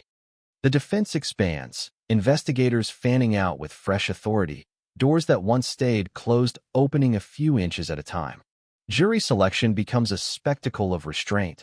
Citizens asked to bracket what they think they know, to promise neutrality in a city where the case has become a shorthand for doubt itself.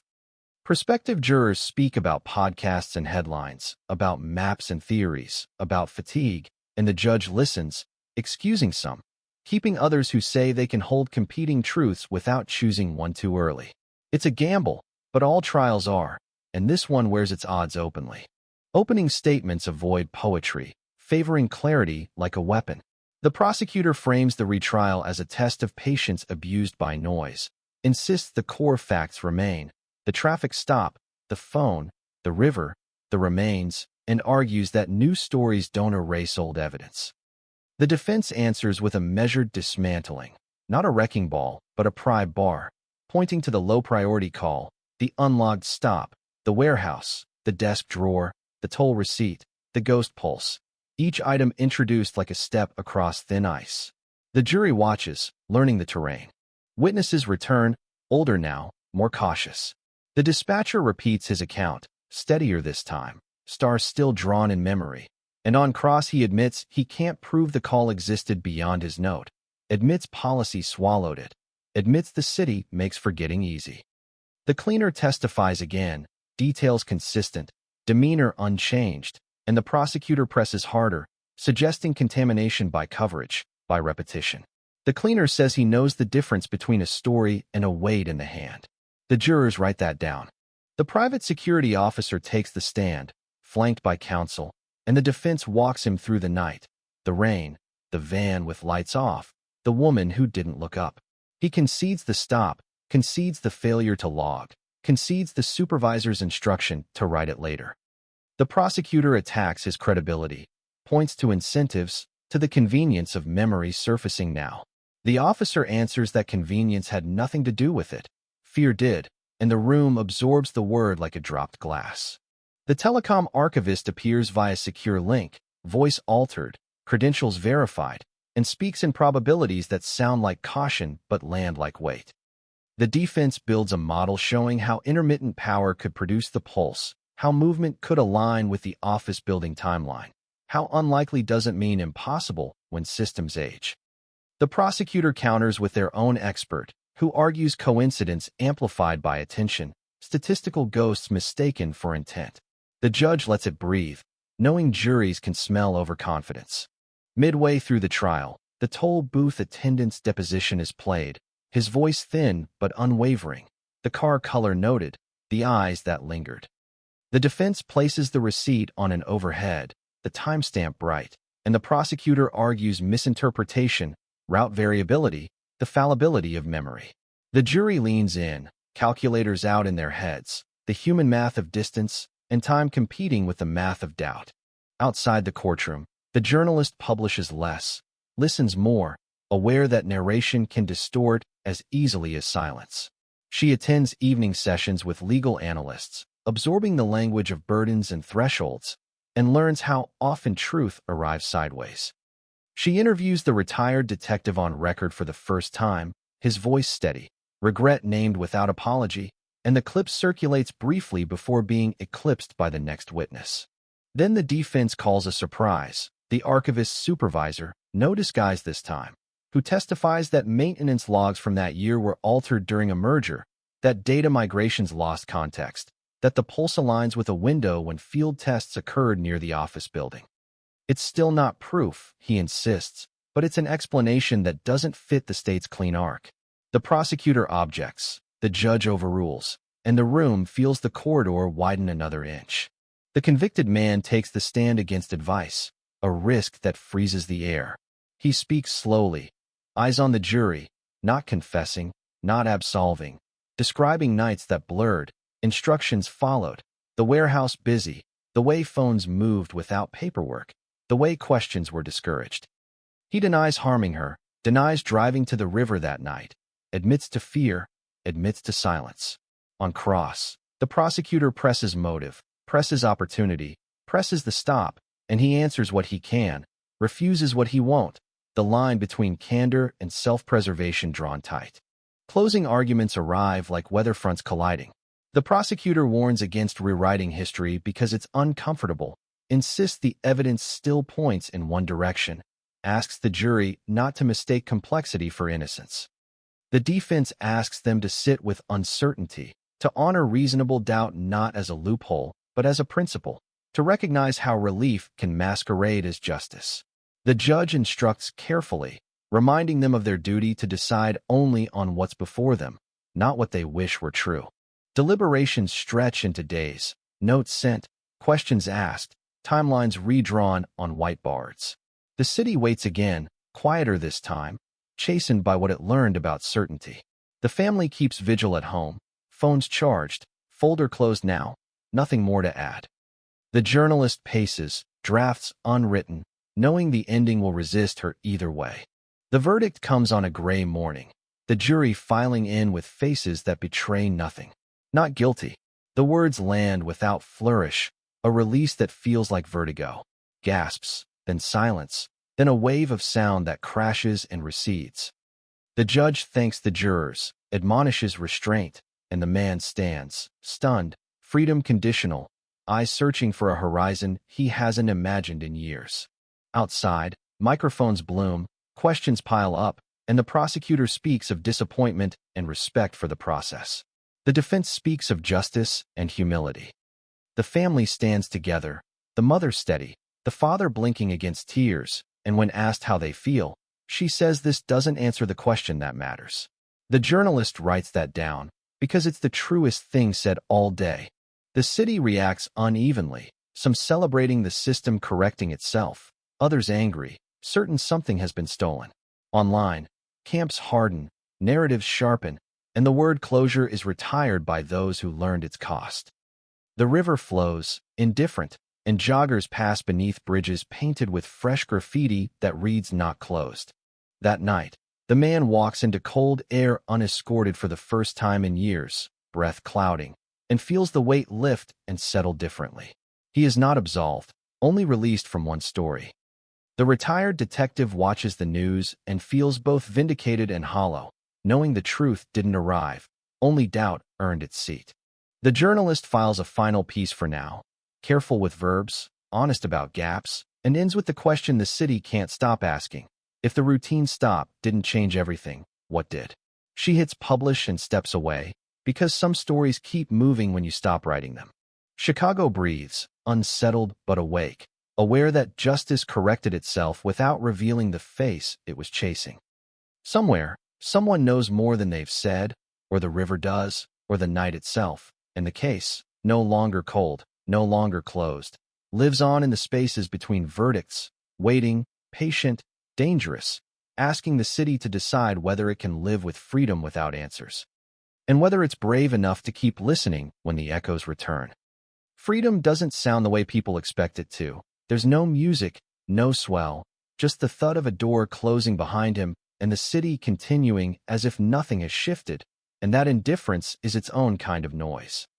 The man walks past reporters who shout questions shaped like accusations, past cameras hungry for a face that fits an ending, and he keeps his eyes forward, learning the physics of open space again.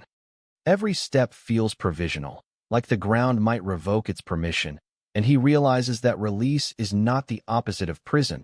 It's a corridor of its own, narrow, watched, conditional. Chicago digests the verdict slowly, the way it digests everything that resists slogans. Editorials argue process versus outcome. Radio hosts argue tone, and the word accountability is stretched thin enough to see through. Some neighborhoods treat the acquittal like a correction, others like an insult, and the divide doesn't map cleanly onto class or race or geography. It maps onto appetite, for certainty, for punishment, for the comfort of an arrow that points somewhere. The graffiti under the bridge is scrubbed within days, replaced by a mural about resilience commissioned by the city, and the river flows beneath both, unimpressed. The family retreats from microphones, grief folding inward again, familiar now. Friends bring casseroles they don't eat, speak in careful sentences that avoid verbs, and the mother thanks them with a grace that feels practiced and exhausted. At night, she opens the folder one last time, not to add but to reorder, the toll receipt tucked beside the dispatcher's note, the cleaner's account clipped to a photo of the desk drawer pulled open, empty. She doesn't know why she does this, only that arranging fragments is how she breathes. The father suggests a trip, somewhere without water, and she nods without committing. The journalist receives calls from producers wanting the next chapter, the podcast follow-up, the explainer, and she declines most of them, aware that saturation can kill nuance faster than silence. She spends days interviewing people who didn't make the trial, whose stories arrived too late or didn't fit the rules of evidence. A warehouse clerk who remembers gloves in bulk, a driver who remembers a route change without a reason, a receptionist who remembers a woman waiting too long in a lobby that closed early. None of it proves anything. All of it proves something about how lives intersect and slip.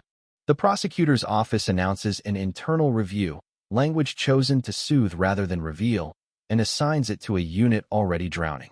Files are audited, procedures reaffirmed, training modules updated, and the city nods at the ritual, knowing how rarely rituals change outcomes. Privately, some prosecutors admit relief that the retrial happened, that the pressure lifted. That doubt now has a docket number. Others resent the implication that certainty was premature, that relief was a solvent after all. The retired detective sells his notebook to himself by locking it in a drawer, key hidden, ritualizing restraint. He takes a part-time job walking dogs, routes along the river where owners chat and dogs pull, and he listens to the water with the patience of someone who no longer needs it to confess. Sometimes he spots the journalist on a bench, nods without approaching, two people who know the cost of proximity. At night, his dreams change, less static now, more footsteps he can't place.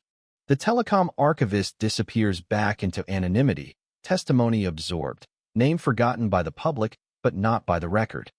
In a different office, engineers update systems, logs grow more robust, anomalies flagged with brighter colors, and the city congratulates itself quietly on progress, as if prevention can substitute for understanding. The phone at the center of it all sits in an evidence locker, battery long dead, plastic scarred by years of handling, a small rectangle that carried too much meaning and now carries none. Months pass, and the man tries to assemble a life that isn't an argument. He moves into a friend's spare room, works a job that doesn't ask questions, avoids the river without saying why. When strangers recognize him, they either stare too long or look away too quickly, and he learns the choreography of being known without being understood. He considers writing everything down, then realizes he wouldn't know where to start, that memory is not a line but a weather system. A new tip surfaces, as they always do when attention wanes, a woman claiming her brother bragged years ago, a barroom story sharpened by time. The journalist checks it, finds the brother died in a fire, records lost, witnesses scattered, and the tip dissolves under scrutiny. She publishes a brief note about it anyway, not to inflame but to document, because documentation is the only antidote to rumor she trusts. The family meets with a victim advocacy group, learns the language of unresolved cases, the strategies for living alongside an unanswered question. They are encouraged to memorialize in ways that don't hinge on resolution, to plant trees, fund scholarships, create a presence that doesn't depend on a perpetrator. They choose a bench by the river despite themselves, engraved with a line about listening, and attend the installation with quiet dignity. Joggers sit on it, read the name, move on, and the family learns how public memory thins. The city council debates funding for cold case units, the phrase now politically charged, and allocates a modest increase framed as commitment. Detectives welcome it, then watch it dissipate across priorities, knowing how often intention is diluted by structure. A task force forms, disbands, reforms under a new acronym, and the case is cited in footnotes, a lesson more than a file. The journalist is invited to speak at a journalism school, asked about impact, about responsibility, about when to stop. She tells them she didn't stop, the story did, for now, that endings are provisional agreements we make with time. She warns them about relief, about how good it feels and how dangerous, and watches the students write it down as if it were advice rather than a scar. On an anniversary that no longer has a script, the family returns to the river without telling anyone. They sit on the bench, watch boats pass, and the mother closes her eyes, listening for something she can't name. She doesn't hear answers, only movement, and for the first time that doesn't feel like an insult. The father squeezes her hand and says they'll keep living, which feels radical in its simplicity. The city keeps breathing, scandals replacing scandals, seasons doing what they do, and the case settles into a different temperature, not cold, not warm, ambient. It's referenced when systems fail, when relief arrives too fast, when a routine stop becomes a headline that covers more than it reveals. It's taught in seminars, debated in forums, invoked and misused, a mirror held up and then turned away. Somewhere, someone who knows more wakes at night and listens to trains, or maybe no one does. Maybe the truth is distributed so thinly that no single mind holds it. The river doesn't care either way, carrying reflections and trash and memory with the same patience. And in that patience, the story remains, not finished, not forgotten, moving at its own pace, daring the city to listen without asking it to resolve, daring it to live with the echo instead of chasing the stamp that once promised everything would finally be quiet. Time blurs the edges without dulling the weight, and the 9th year since the verdict that wasn't arrives quietly, without banners or hashtags. Just another turn of the calendar that people notice only because they're trained to look. Chicago carries the case the way it carries old infrastructure, patched, referenced, argued over, rarely examined end to end.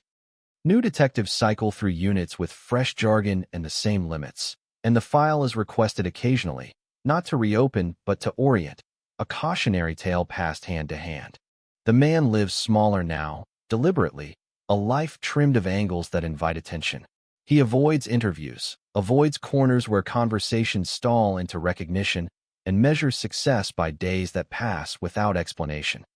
He keeps a notebook of his own, not evidence, just weather, routes walked, names of dogs he passes on the way to work, grounding details that prove continuity. Some nights he wakes with the certainty that he forgot something essential, a fact misplaced, a choice deferred, and the feeling doesn't lift with daylight. Freedom, he learns, is porous. The family's bench becomes part of the river path's furniture, a place where people tie shoes and check phones, the engraved lines smoothed by touch. They visit less often, not because it hurts less, but because living demands other rituals, birthdays reclaimed, holidays rescripted. When they do go, they don't speak about the case unless someone else brings it up, and even then they redirect, not out of denial but out of preservation. They've learned that curiosity can bruise as easily as indifference. A new journalist picks up the thread, younger, sharper, unburdened by the case's early heat, and writes a retrospective that lands without much splash. It's competent, thorough, and somehow misses the center, mistaking chronology for truth. The original journalist reads it and feels the strange relief of not being needed, followed by the sting of seeing nuance flattened. She considers responding, then decides against it, trusting that stories, like cities, correct themselves unevenly.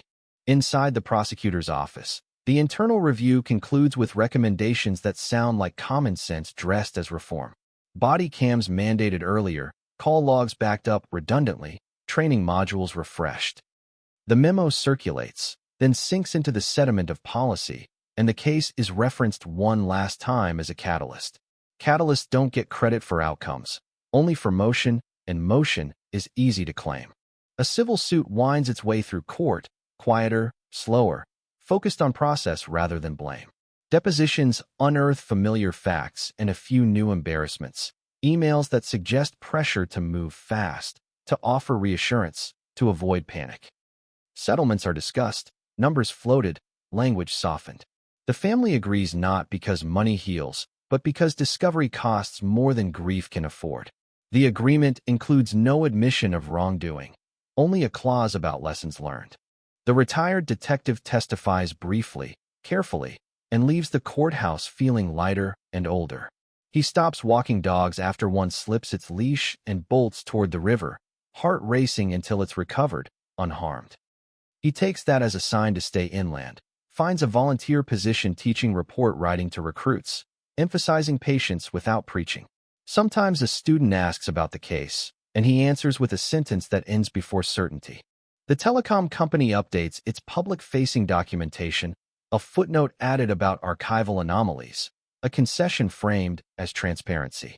Engineers move on, systems hum, and the pulse that once animated debates fades into an entry on a chart few people will ever see.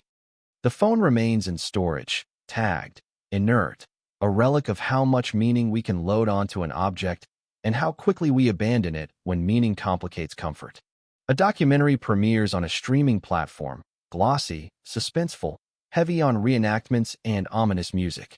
It reignites arguments for a week, introduces the case to viewers who weren't alive when it happened, and then recedes beneath the algorithm's tide. The family declines participation, the man issues a statement through counsel, the journalist watches one episode and stops, recognizing the hunger for answers dressed as art. The city debates it briefly, then scrolls on. At a conference on criminal justice, a panelist cites the case as an example of systemic humility, a phrase that sounds better on a slide than in practice. Questions follow about metrics, about how to measure doubt responsibly, and the room nods at abstractions that don't have to live with themselves afterward. Outside, rain slicks the pavement, and the river swells, unconcerned with frameworks. The man receives a letter forwarded through his lawyer, handwritten, careful, from someone who says they knew the warehouse, knew the routes, knew the pressure to move packages without questions. The letter offers sympathy, not information, and ends with an apology for silence that arrives too late to matter. He reads it twice, then once more, and files it with other papers that don't resolve anything but confirm a shape. He doesn't respond. Some silences are inherited. The family funds a small grant in their daughter's name for students studying data ethics, a choice that surprises people who expected something more sentimental. They explain that systems failed as much as people did, that teaching care might be a form of memory. The first recipient writes a thank you note describing a project about bias and relief, and the mother keeps it in the folder that once held evidence. The folder is lighter now. On a fall evening, the journalist walks the river path at dusk, recorder off, and sits on the bench without reading the name. She listens to water and traffic and thinks about how stories end not with answers but with habits, how cities learn what to ignore. She considers writing again, then decides to wait, trusting that if the story wants her, it will find her. Chicago moves, as it always has, absorbing shock into routine, controversy into trivia. New cases arise, new cold files warm briefly under attention, and the phrase routine traffic stop changes. Everything is recycled in headlines until it loses specificity. Yet among those who remember, the case lingers as a warning etched beneath language, about speed, about relief, about the danger of mistaking an ending for understanding. Some nights, when trains cut the dark and the river reflects a city that won't hold still, the question surfaces without asking permission, not who did it, but how many times the truth passed close enough to touch and wasn't recognized. The city doesn't answer. It keeps breathing, patient and practiced, carrying the story forward not as a wound, but as a lesson still learning how to speak. The 10th turn of the year arrives with a subtle shift in weather, a fall that lingers longer than it should, leaves refusing to let go, and Chicago feels the weight of things that won't quite drop. The case has settled into institutional memory now, no longer a headline but a reference point, a shorthand used in training rooms and council meetings, in quiet arguments about pacing and proof. New officers learn it as a caution, not a failure, and the language matters. Caution implies choice, failure implies inevitability. The city prefers the former. The man builds a life that looks ordinary from a distance, which is how he wants it. He takes a job that starts early and ends early, learns to enjoy the discipline of repetition, the comfort of tasks that don't ask for interpretation. He avoids night driving, avoids river roads, avoids anything that smells like coincidence. When people ask where he's from, he answers with a neighborhood, not a story, and he's learned how to smile without inviting follow-ups. On rare evenings, he allows himself to imagine a future that isn't provisional, then feels guilty for the ease of the thought.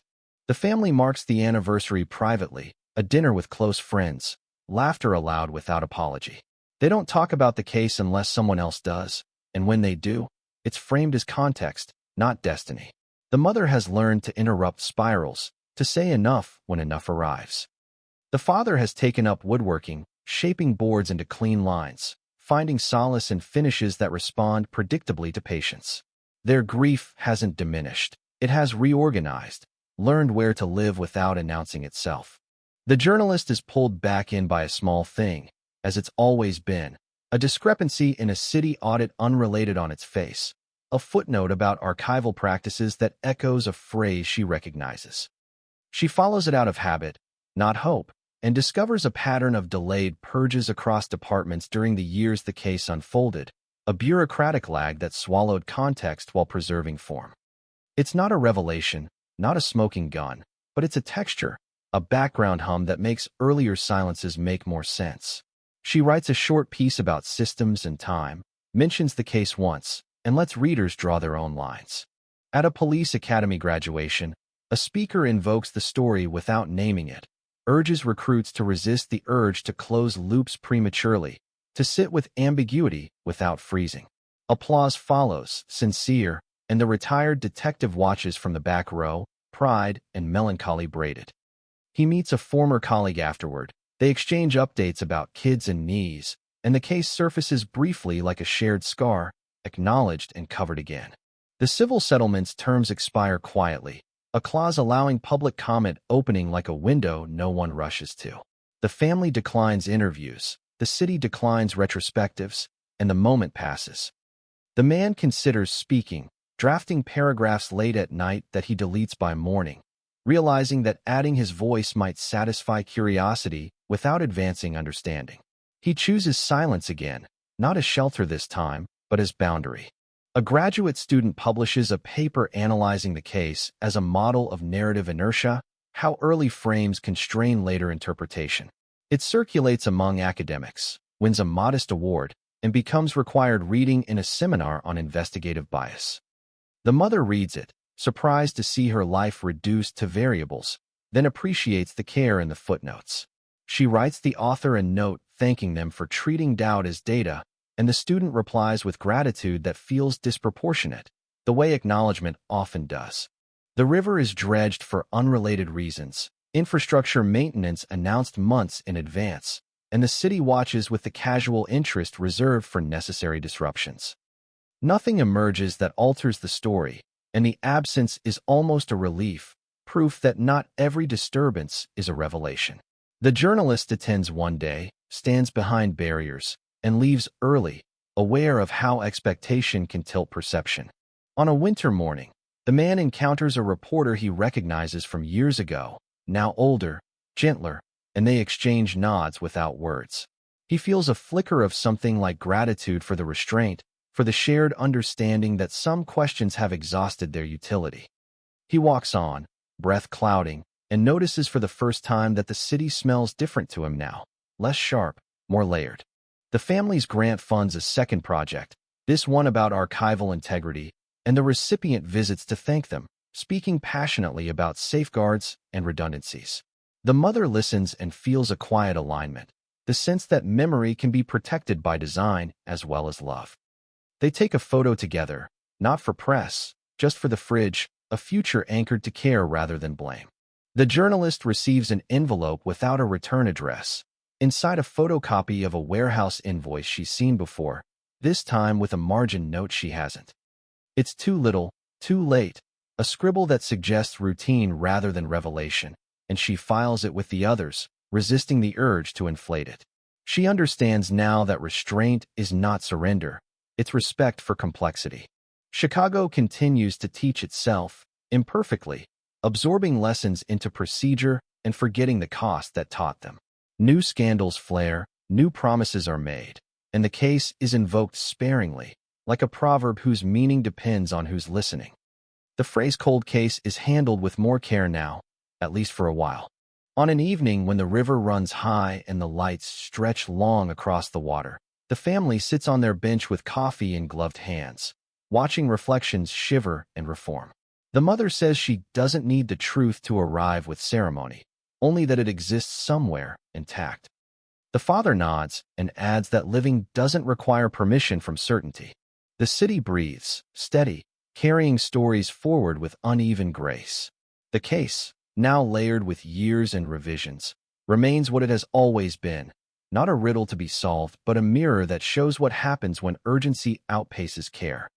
And as the season turns again, Chicago moves with it, aware that the most dangerous part of any story is not its ending, but the moment we decide we've heard enough. The 11th year doesn't announce itself. It arrives the way most truths do, quietly, almost politely, and Chicago barely looks up as it takes its place among other years that promised nothing and kept it. The case has thinned into reference and habit, into phrases people use to warn and to justify, and the city carries it without ceremony, a weight redistributed across systems that learned, a little, how to brace. There are no cameras waiting now, no countdowns, just the steady mechanics of a place that has learned to live with echoes. The man wakes early, as he always does, makes coffee, checks the weather, and steps into a morning that asks nothing of him beyond presence.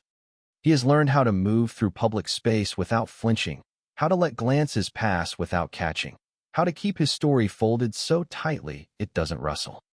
Sometimes, on bridges, he stops and looks at the water without naming it, watches the surface break and reform, and thinks about how easily motion can be mistaken for progress. He doesn't search for forgiveness anymore. He searches for alignment, the small daily acts that keep him upright. It's not absolution, but it's something like balance.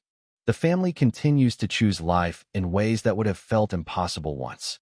They attend graduations and weddings, argue about paint colors, complain about traffic, and allow joy to exist without apology. On certain nights, the mother still wakes with the sense that something was said she didn't catch, a syllable swallowed by static, and she sits up and listens to the house breathe until the feeling passes. The father keeps building, sanding edges until they're smooth enough to trust, and when friends ask how they're doing, he answers honestly, "We're here." It's the bravest sentence he knows. The journalist teaches now as much as she reports, telling students about pacing and restraint, about the difference between urgency and importance. She doesn't name the case often, but when she does, she emphasizes the long middle, the years where attention thins and responsibility deepens. She warns them about relief, about how seductive it is, about how it can close doors that should stay ajar. After class, she walks home by the river, recorder left behind, and listens without taking notes, trusting that some understanding resists capture. Institutions keep iterating, policies revised, trainings updated, backups verified, and the city congratulates itself on incremental progress. New cases benefit from better systems, fewer gaps, more friction where friction belongs. It's not redemption, but it's mitigation, and Chicago learns to accept that as a kind of moral accounting. The old file sits where it sits, neither active nor forgotten, its margins crowded with lessons that don't fit neatly into boxes. Once a year, without press or program, the family returns to the bench.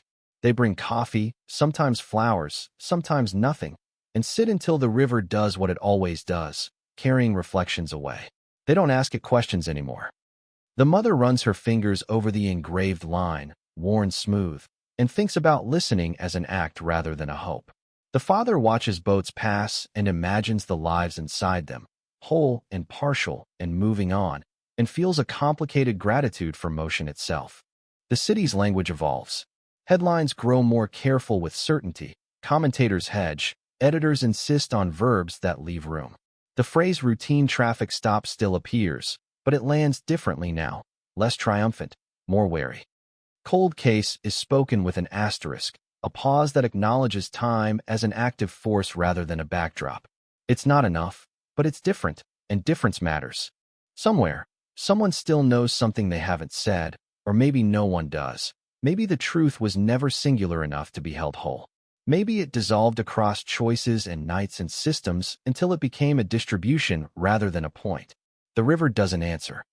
It keeps moving, faithful to its work, reminding anyone who stands long enough that patience is not the same as silence. On an evening when the city hums at a low, steady pitch, trains threading light through dark, the case surfaces briefly in a conversation between strangers, a reference made, a nod exchanged, and then it slips back beneath talk of weather and work. That's how stories end here, not with revelation, but with integration, absorbed into the way people think about care and speed and the cost of wanting things to be finished. Chicago breathes, practiced and imperfect, carrying the lesson forward without insisting on resolution. The file may never close again, not really, and that's the truest ending it could have. Not solved, not forgotten, but held, with the humility to admit that some questions don't want answers so much as witnesses, and that the most honest justice a city can offer is the willingness to keep listening long after the noise fades, long after the stamp dries, long after the river has carried everything it's willing to give. The 12th year carries a different texture, not quieter, just less brittle, as if the city has learned how to hold a question without gripping it too hard. Chicago doesn't commemorate anymore, it incorporates. The case lives in footnotes and instincts, in pauses before assumptions, in a collective flinch when someone says finally solved too quickly. The river keeps its schedule, indifferent to anniversaries, and the bridges bear the weight of traffic and memory with equal indifference. A new generation of officers graduates without knowing the case by name, only by shape, the outline of what happens when momentum outruns verification.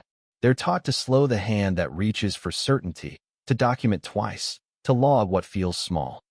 In classrooms that smell like coffee and marker ink, instructors say listen and mean it, not as a slogan but as an operational principle. Some of the recruits nod, some will forget, and the city understands that learning is uneven and still worth attempting. The man wakes one morning with the sense that a chapter has turned without him noticing, and that's the point. He has a routine now that doesn't feel like armor, just habit. He calls his mother more often, volunteers at a shelter on weekends, and allows himself the luxury of boredom. When he crosses bridges, he doesn't avoid the water anymore. He acknowledges it like a neighbor, present, moving, uninterested in him. He has stopped rehearsing explanations in his head. The absence of rehearsal feels like progress. The family receives a letter from a student funded by the grant, describing a project that redesigned evidence intake workflows, small changes that caught errors early. The letter thanks them for believing in systems that care, and the mother reads it twice, then places it on the fridge beside photos that don't ask questions. She thinks about how influence can be indirect and still real, how a life can ripple forward without requiring a villain to push against. The father nods when she reads it aloud, hands dusted with sawdust, and says quietly that this feels like use. The journalist finishes a book, not about the case, not directly, but about time and attention and the cost of premature endings. Reviewers mention her restraint, her refusal to deliver catharsis, and some readers complain about the lack of answers. She recognizes the complaint as a confession. At a reading, someone asks if she believes the truth will ever come out, and she answers with the only sentence that feels honest. The truth is always coming out, just not all at once, and not always where we expect to see it.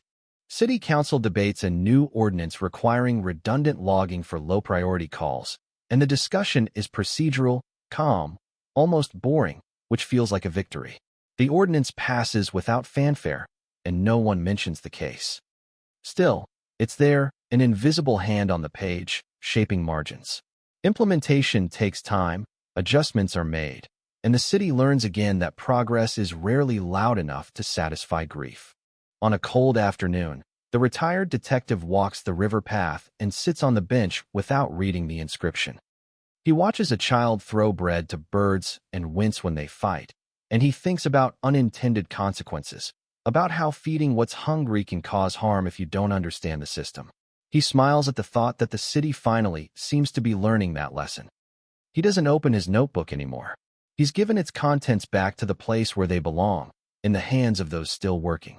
A rumor surfaces briefly on a forum, a name, a claim, a certainty wrapped in confidence. It flares, is examined, and collapses under scrutiny within days. The speed of the collapse feels new, a muscle strengthened by years of practice. The journalist notes it privately and moves on, pleased not by the rumor's failure, but by the community's patience. Sometimes listening means not amplifying. The river floods one spring, water climbing the banks, paths closed, benches submerged. The family watches from a distance as the bench disappears beneath brown current, name hidden, line unreadable. It feels symbolic until it doesn't, until the water recedes and the bench returns, damp but intact, inscription legible again. The mother laughs at herself for expecting metaphor and accepts the simpler lesson, that things go under and come back without meaning attached unless we insist on it. The man attends a small gathering at a friend's place and meets someone new, someone who doesn't know his history and doesn't need to. They talk about music and food and work, and when the conversation drifts toward the city, toward stories everyone knows, he feels the old tension and then watches it dissolve. He realizes he's no longer measuring himself against the case. The realization lands gently, like permission he didn't know he was waiting for. In a lecture hall, a professor presents a case study that echoes the old one, different city, different names, same gravity. Students debate ethics and thresholds, argue about responsibility, and the professor listens, guiding without steering. The lesson ends without a conclusion, intentionally, and the students leave uneasy and alert. That unease, the professor believes, is the point. On an evening when the sky hangs low and the river reflects 1,000 broken lights, the family sits together at home, not by the water, and plans a trip they've been postponing for years.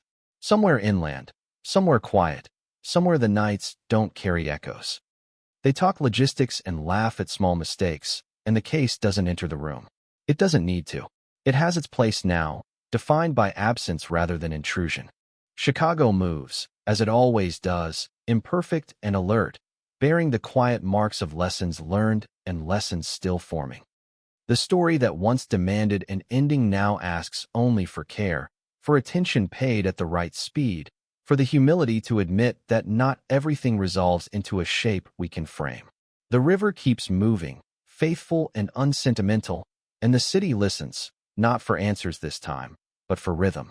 And in that listening, something shifts, not toward closure, not toward revelation, but toward a steadier truth, that justice is not a moment or a headline or a stamp, but a practice, fragile and ongoing, sustained by the willingness to stay present long after the noise has faded.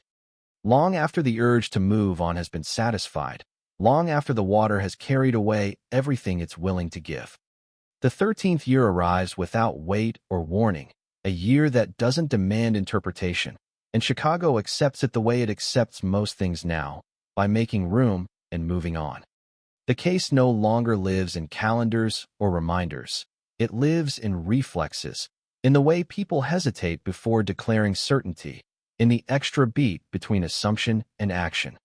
The city hasn't healed, exactly, but it has learned how not to reopen the wound unnecessarily, and that restraint feels earned. The man notices time differently these days. He no longer measures it by anniversaries or court dates, but by seasons of small change, a new route to work, a plant that finally thrives on the windowsill, a friendship that deepens without explanation. He has begun to trust continuity, to believe that tomorrow will resemble today closely enough to be navigable. When he thinks about the past, it arrives without heat, like an old photograph whose edges have softened, still recognizable, no longer sharp enough to cut. He doesn't seek forgiveness from strangers anymore. He practices coherence instead. The family's lives expand in ordinary directions, which once felt like betrayal and now feels like survival. The mother mentors a student who reminds her of her daughter in posture and stubbornness, and she surprises herself by enjoying the resemblance without fearing it. The father finishes a table he's been working on for months, its surface smooth and unremarkable, and places it in the dining room as if it had always belonged there. They host friends, cook too much food, argue lightly about music, and allow the house to be loud again. Grief watches from the corner, familiar and quieter, no longer directing traffic. The journalist steps back further, turning down invitations that would pull her into the gravity well again. She writes essays now, about attention as a civic duty, about the ethics of waiting, about how stories don't end so much as they change custodians. Readers respond unevenly, some grateful, some impatient, and she recognizes the split as the same one she's been documenting all along. She keeps teaching, keeps walking by the river, keeps choosing not to press record when listening is enough. Inside institutions, the lessons harden into routine. Redundancies become habits. Documentation improves. Younger staff challenge older shortcuts, not with accusation, but with procedure. It's not perfect, nothing is. But the friction has shifted from resistance to maintenance, and that matters. The case is cited less often now, not because it's forgotten, but because it has done its work, reshaping behavior quietly, the way architecture shapes movement without announcing itself. The retired detective attends a retirement party for someone else and realizes how far removed he feels from the version of himself who lived inside that case. He gives a short toast about patience, keeps it light, avoids specifics. Later, walking home, he passes the river and pauses, not out of obligation but habit, and feels something like peace. Not resolution, not pride, just the absence of urgency. He takes it as a gift and doesn't question it. A small error is caught in an unrelated investigation, a discrepancy flagged early, corrected before it compounds. The correction never makes the news, never earns praise, and the people involved feel a quiet satisfaction that surprises them. This, they realize, is what progress looks like when it's working, invisible, uncelebrated, structural. Somewhere in that satisfaction, the old case flickers, not as a warning but as a foundation. The family's bench remains by the river, weathered and ordinary, visited by people who don't know the name and don't need to. One afternoon, a stranger leaves flowers there without explanation, a private ritual intersecting with a public one. The mother sees them days later, dried and colorless, and leaves them in place. Meaning, she has learned, doesn't require permission or clarification. The man reads an article about another city, another case, another rush toward closure, and feels the old tension stir briefly before settling. He doesn't comment, doesn't share, doesn't engage. He understands now that not every recognition requires response, that some awareness is meant to remain internal, shaping conduct rather than conversation. He closes the article and goes back to his life, which is waiting. The river runs lower this year, banks exposed, debris visible where water once disguised it. The city cleans what it can, leaves what it can't, and the river rises again in its own time. Watching it, the journalist thinks about exposure and concealment, about how clarity is often seasonal, and how patience is the only reliable instrument. She doesn't write that thought down. It's enough to hold it. On a quiet night, the family packs for their long-postponed trip inland. The mother hesitates over what to bring, then chooses lightly, leaving behind objects that once felt necessary. The father locks the door, checks it twice, and they step into a future that doesn't require them to look back for permission. The city continues without them, as cities do, holding their story without demanding their presence. Chicago breathes, steady and practiced, its rhythms shaped by lessons absorbed and lessons pending. The case, once a rupture, now functions as connective tissue, unseen but essential, binding caution to care. It doesn't ask to be solved anymore. It asks to be remembered accurately, quietly, through action rather than retelling. And as the 13th year settles into place, the story completes another subtle transformation, from mystery to measure, from question to practice. Not closed, not resolved, but lived with, responsibly, patiently. The river keeps moving, the city keeps listening, and in that ongoing exchange, something like justice persists, not as an answer, but as a commitment renewed each day to move a little slower, to look a little closer, and to resist the comfort of endings that arrive too easily. The 14th year doesn't feel like a marker so much as a continuation, a line drawn longer without emphasis, and Chicago accepts it with the ease of a city that has learned how to carry unfinished things. The case has receded further into the background, not erased, not absolved, simply absorbed into the operating system of memory. People don't ask about it anymore unless they already know how to ask, and that narrowing feels intentional, a kind of collective editing that favors care over spectacle. The man wakes one morning and realizes he's late, not for work, not for anything urgent, just late to notice how ordinary his days have become. The realization surprises him with its sweetness. He has built a life that no longer feels like a rebuttal, a life that doesn't exist to contradict anyone else's story. He buys groceries without scanning faces, plans weekends without contingencies, and allows himself to be known in small, safe increments. When the past intrudes, it does so softly now, a reminder rather than a demand, and he acknowledges it without stopping. The family returns from their inland trip lighter than they left, carrying photos of trees instead of water, quiet nights instead of echoes.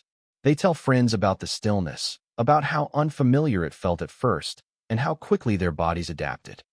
The mother notices that she laughs more easily now, not louder, just easier, and she doesn't interrogate the change. The father suggests another trip next year, and they agree without looking at calendars, trusting that time will be there when they need it. The journalist edits a student's long-form piece about an unrelated case and finds herself circling sentences that rush, that crave resolution more than understanding. She leaves comments about pacing, about letting uncertainty breathe, about resisting the urge to close doors simply because they're open. The student thanks her later, confused but appreciative, and she recognizes that confusion as a necessary stage. She walks home by the river afterward, thinking about mentorship as a form of legacy that doesn't require monuments. Institutions continue their slow work. Audits happen. Reports are filed. Mistakes are caught earlier more often than not. It's not newsworthy, and that's the point. The case is no longer invoked as an example. It has become a baseline, a quiet assumption embedded in checklists and habits. When a supervisor insists on one more verification step, no one rolls their eyes. The city has learned the cost of speed.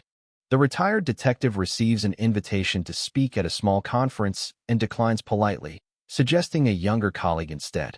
He understands now that wisdom isn't always best delivered by those who live the hardest parts, that sometimes distance clarifies more than proximity. He spends his days reading, walking, teaching when asked, and enjoying the rare luxury of being unremarkable. On evenings when the river calls, he listens briefly and then goes home, satisfied that listening doesn't have to be prolonged to be sincere. A minor documentary surfaces online, earnest and underfunded, revisiting the case with a gentler hand than most. It doesn't trend. It doesn't provoke outrage. It's watched by a small audience who leave thoughtful comments and move on. The family doesn't see it. The man doesn't hear about it. The journalist hears and chooses not to watch, trusting that the story doesn't need her supervision anymore. The city lets it pass without reaction, a sign of maturity that no one celebrates. The bench by the river needs repair, a loose slat, a faded inscription. A parks worker schedules maintenance, replaces the wood, re-etches the line carefully. There's no ceremony, no announcement. The bench looks the same when it's done, which feels right. People continue to sit there without knowing why it matters, and the family learns about the repair weeks later from a neighbor. They smile at the news, comforted by the idea that care can be routine. The man meets someone who asks questions that aren't about the past, questions about preferences and plans, about how he likes his coffee and where he wants to be in 5 years. He answers without deflection, surprised by his own clarity. The future no longer feels like a fragile negotiation. It feels like a direction he's allowed to face. He doesn't mention the case, not out of fear, but because it doesn't belong in this conversation, and he's learned that boundaries can be generous. The river runs high again one spring, water pressing against familiar limits, reminding the city that stability is provisional. Paths close, detours appear, and people adapt with minimal complaint. Watching from the bridge, the journalist thinks about how much adaptation has become second nature, how the city learned to adjust without drama. She considers writing about it, then decides the thought is complete without publication. The family hosts a small gathering, friends and neighbors, food and music, a night that unfolds without weight. Someone asks about the bench, and the mother answers simply, a place by the river, and leaves it at that. The answer is enough. Later, when the house is quiet again, she notices that the folder she once kept has been untouched for months. She doesn't open it. She doesn't need to. Chicago continues, layered and attentive, carrying forward the lessons it learned at a cost it doesn't always remember consciously. The case has become part of the city's posture, the way it leans into questions and away from certainty. It doesn't demand closure anymore. It demands care. And in the 14th year, that care feels less like vigilance and more like habit, less like burden and more like alignment. The river keeps moving, the city keeps listening, and the story persists not as a mystery aching for an answer, but as a practice sustained, a reminder etched into daily motion that justice, when it lasts, is rarely loud, rarely finished, and almost always built in the quiet spaces where attention chooses to stay.